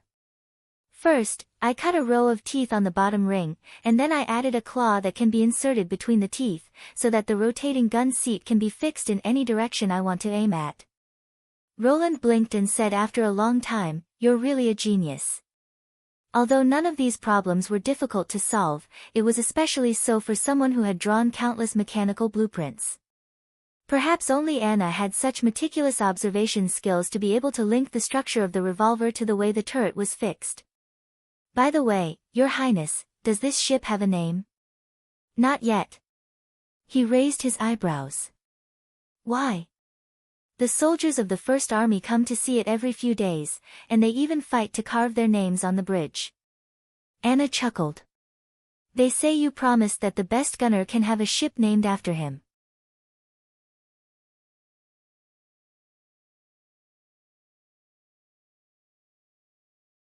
Chapter 501. Genius in a Second to Remember Love. TalkNet, providing you with wonderful novels to read. King's City of Greycastle, Garden Mansion in the Inner City. Love go little say Netco. Ever since His Highness Roland Wimbledon launched a surprise attack on the palace and destroyed the Hall of Sky Dome, Theo's status had soared. All the members of the Dove and Top Hat respected him, and the intelligence organization had truly stabilized. In addition to these core members, Theo had been able to influence the decisions of the Skeleton Fingers after more than half a year of operation, and he was also well aware of the movements of the other mouse organizations. Whether it was in the patrol team or in Blackstreet, he had bribed informants.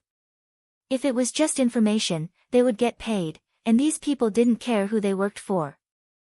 Currently, he was still unable to infiltrate the upper nobles. That was a place where family background and titles were important. Gold royals alone would not be of much use. However, with the help of the rat leader, who was inextricably linked to the nobles, some unimportant information would often leak into his ears. For example, the news he was hearing now. Timothy will send a team of about 500 people to block the Redwater River. Theo tapped the armrest of his chair and said, "He's really going to do that?" "Yes," Rockhill said in a muffled voice. "At least half of them are Blood Sale Association rats." Boss said it himself. Because it's a lucrative job, there was internal strife in the gang yesterday and 5 or 6 people were killed or injured. "It's indeed a lucrative job," Clown whistled. "Think about it. What can they intercept? Merchant ships. What are the consequences of violating the king's ban? Of course, they confiscate the goods and extort a large sum of money. Is there anyone better at this than the rats? Of course, the patrol team is not bad either. Love go little say Netku, since half of them are rats, I think the other half are the guards of the false king," Hillfox said calmly. This morning, someone noticed 4 hawk-headed ships at the suburban pier. Theo could not help but frown. The hawk-headed ship was a kind of river warship with a slender hull, sails, and oars.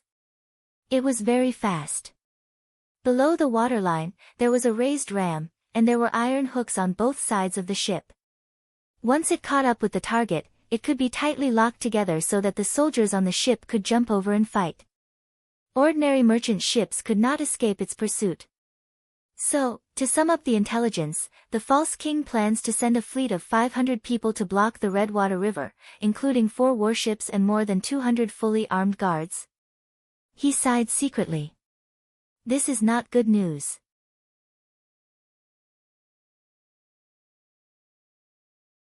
Timothy's plan to block the trade route had been leaked long before the months of demons, but at that time, most people thought that he would set the checkpoint near the canal and completely ban the trade with the western region. After all, the lords of Silver City and Redwater City would not be happy to see them lose a large sum of money because of an inexplicable order. Forcibly setting the checkpoint on the border between the western region and the central region would only make the local lords destroy the checkpoint. But with 4 warships, the situation was different. First of all, the other lords had almost no ability to fight on the water. Warships could freely come and go along the Redwater River, and the caravan could be intercepted at any place. Even if they wanted to do something, they would not be able to do it. Second, this reaction showed Timothy's determination to deal with the western region. He was determined to do this even if it would make him hostile to the other lords. Theo looked at Hill, who nodded at him, seeming to have also thought of this. Timothy probably won't set a fixed checkpoint, but will use the Redwater River to attack any caravan he sees. When they fight on the water, they are pirates, and when they come ashore, they are bandits. A fleet of 500 people is a nightmare for any caravan. In this way, the western region may really be cut off from supplies. "I will report this news to His Highness as soon as possible," Theo said in a low voice. Last year, Border Town had purchased a large amount of food, clothing, and ore, and now they had annexed Longsong Stronghold. In theory, the number of supplies they needed would be further increased. If their trade routes were cut off, it would inevitably be a great trouble for His Highness. Theo did not know whether he would be able to smoothly solve this thorny problem. At this moment, the sound of flapping wings came from the garden. Theo got up and pushed open the small door of the backyard.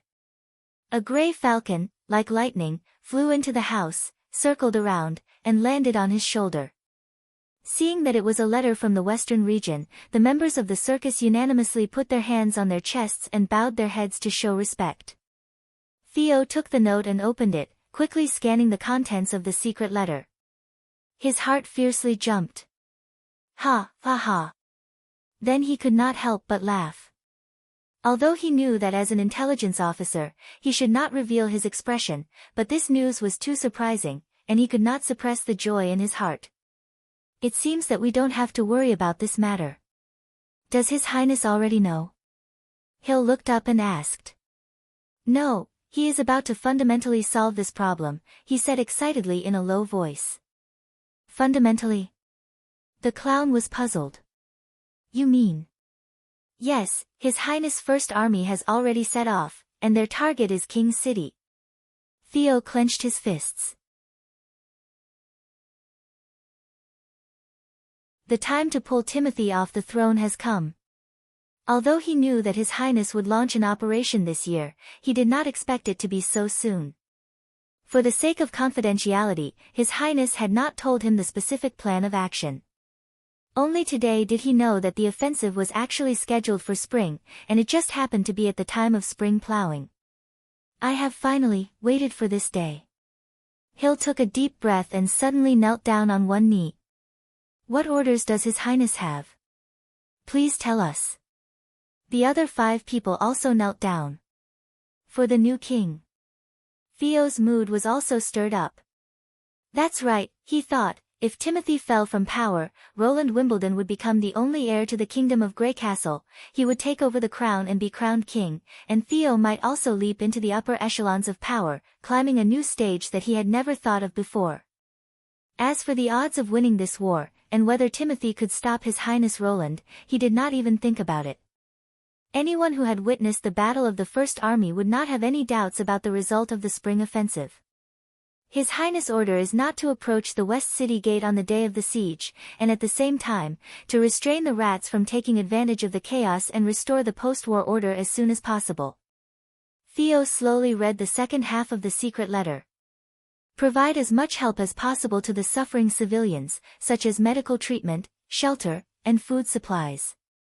After the order is stabilized, hand over to the First Army to deal with it. That's it? The crowd looked at each other. Don't we need to trick the city gate into opening, or set fire everywhere to attract the attention of the garrison?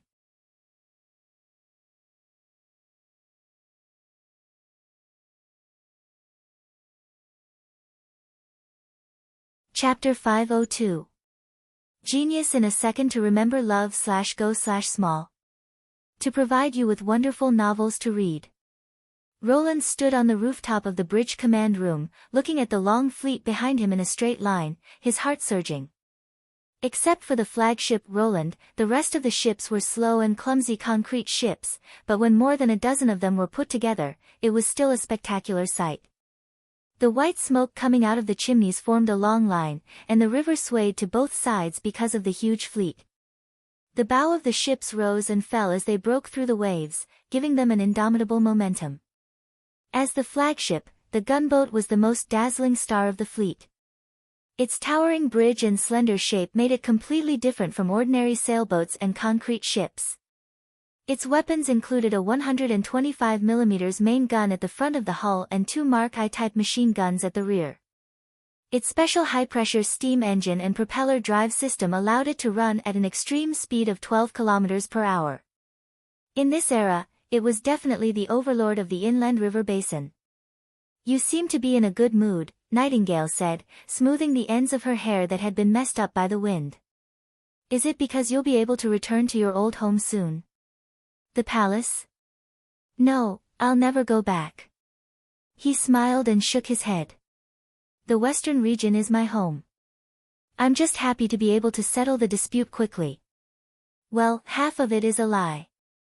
Roland could not help but choke. He had almost forgotten that she could tell lies. Ahem, well, I actually feel very satisfied that I can produce so many ships in 1 month of demons. This time it's true, Nightingale blinked. But it sounds a little boastful. Love goes small say net cool, that's why I don't want to tell the truth. It's understandable. She chuckled and walked to Roland's side. Actually, I don't blame you. If it's not related to me, I won't mind even if you lie a little. Roland secretly cursed. If you don't mind, don't point it out. By the way, I haven't thanked you yet. Nightingale looked forward and whispered. Thank me for what?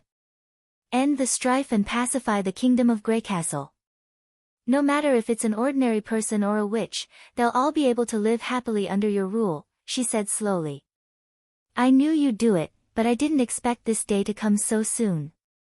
It won't be that fast. Even if we overthrow Timothy, the nobles will retaliate and struggle on their deathbed. I'm afraid it will take several years for us to completely integrate Greycastle. Roland exhaled. After all, history is always moving forward in a spiral. There is still a long way to go to achieve the ultimate goal. It's already far beyond my imagination. I was originally worried that I wouldn't be able to see this scene with my own eyes. What nonsense are you talking about? He glared at her. Do you think I'll let you put yourself in danger? Because I'm a combat witch. It's natural for me to be active in the front line. Besides, I have to pay a price if I want to break the existing rules. Nightingale tilted her head. I was prepared for this the moment I swore allegiance to you. I'm sorry to disappoint you. Roland shrugged. Of course there will be a price, but basically, it will be paid by the enemy. Besides, I have to thank you for this. Why? She asked in surprise. Because if I hadn't met a witch, I wouldn't have made up my mind to take this step so quickly. If it weren't for Anna, he wouldn't have immediately made the decision to save the witches. If this world didn't have the magical power, he was afraid that he would still be in the barren border town, living a primitive and simple life in fear. This is the truth. Nightingale looked up at him. Of course, Roland said with a smile. Suddenly, a golden figure descended from the sky and landed beside them. Your Highness, there are 4 sloops approaching us 20 kilometers away. They have oars on both sides and look like the hawk-headed ships mentioned in the intelligence report. Lightning shouted. But I don't see an eagle statue on the bow. The eagle head probably refers to the underwater ram. Roland patted her head. Good job. Keep watching. Then, can I do one less exercise as a punishment? The little girl looked at the prince eagerly. The latter couldn't help but laugh. Well, if you can promise not to run around in the future, you can do only one exercise. Yes. Lightning's eyes immediately lit up. She then jumped up and quickly flew to the east like an elf. You shouldn't have let her go, Nightingale said with dissatisfaction. It's better to remember when there are rewards and punishments. Roland waved his hand carelessly, turned around and walked toward the ladder. Let's go back to the command room. We have work to do. In the 4-meter square command room, there was nothing but a wooden table fixed to the floor and 4 benches. Iron Axe, the commander of the 1st Army, Brian, the commander of the gun battalion, Van, the commander of the artillery battalion, and Kakuzim, the commander of the Victory, stood by the table and made a battle plan for the first water battle. According to the information provided by Theo, Timothy's 4 warships are all paddle sailboats. They should be as fast as cement boats, but they're more flexible. Roland pointed to the diagram on the table and said, the attack method of this type of ship is generally to get close to the enemy ship and then jump out to fight. It can also be loaded with flammable materials such as gunpowder or sulfur to hit the target and perish together. But considering that Timothy's original intention is to block the river and make some profits, it's unlikely that he will use the second method.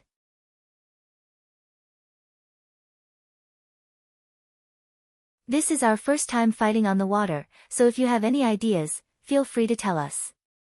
Your Highness, it's hard for the cannons to hit a moving target, and we're constantly moving, so I suggest we fire when we get close. Van was the first to express his opinion. As long as we get within 50 meters, I'm sure those guys can knock over an enemy ship with every shot. But I heard that a shell not only consumes a lot of gunpowder, but also that only Miss Anna can make it. Brian shook his head and said, so it's better to wait for them to attack. If they dare to come close, we can use the heavy machine guns on both sides to shoot them full of holes. Roland looked at Kikuzim and asked, what about you? What do you think? The reason why this old man was summoned to the flagship was that he was probably the only person in Neverwinter who had experience in sea battles. According to him, he had encountered pirates more than once during his business trips. Although he was robbed every time, it was still a kind of experience. Your Highness. Kikuzim hesitated for a moment and said, in my opinion, we should just ram them. What? The other two people stared at him. Your ship is big and fast, and it's made of steel. I'm afraid that a wooden ship will fall apart if it's hit. Even if it doesn't fall apart, the water will still make them lose their ability to move. He looked up at everyone and said, of course, this is just my personal opinion. Hearing this tactic, Roland could not help but think of the poem, Today the sky is clear and the blue waves are high, and the flag on the leading mast flutters. You're tuning in to the Blissful Bookshelf YouTube channel. We're so grateful for your support, and don't forget to subscribe to join us on this incredible journey through captivating stories. Your generosity through donations truly makes a world of difference, as it's the primary source of revenue that allows me to expand and enhance this channel for you. Thank you from the bottom of my heart for being a part of this adventure.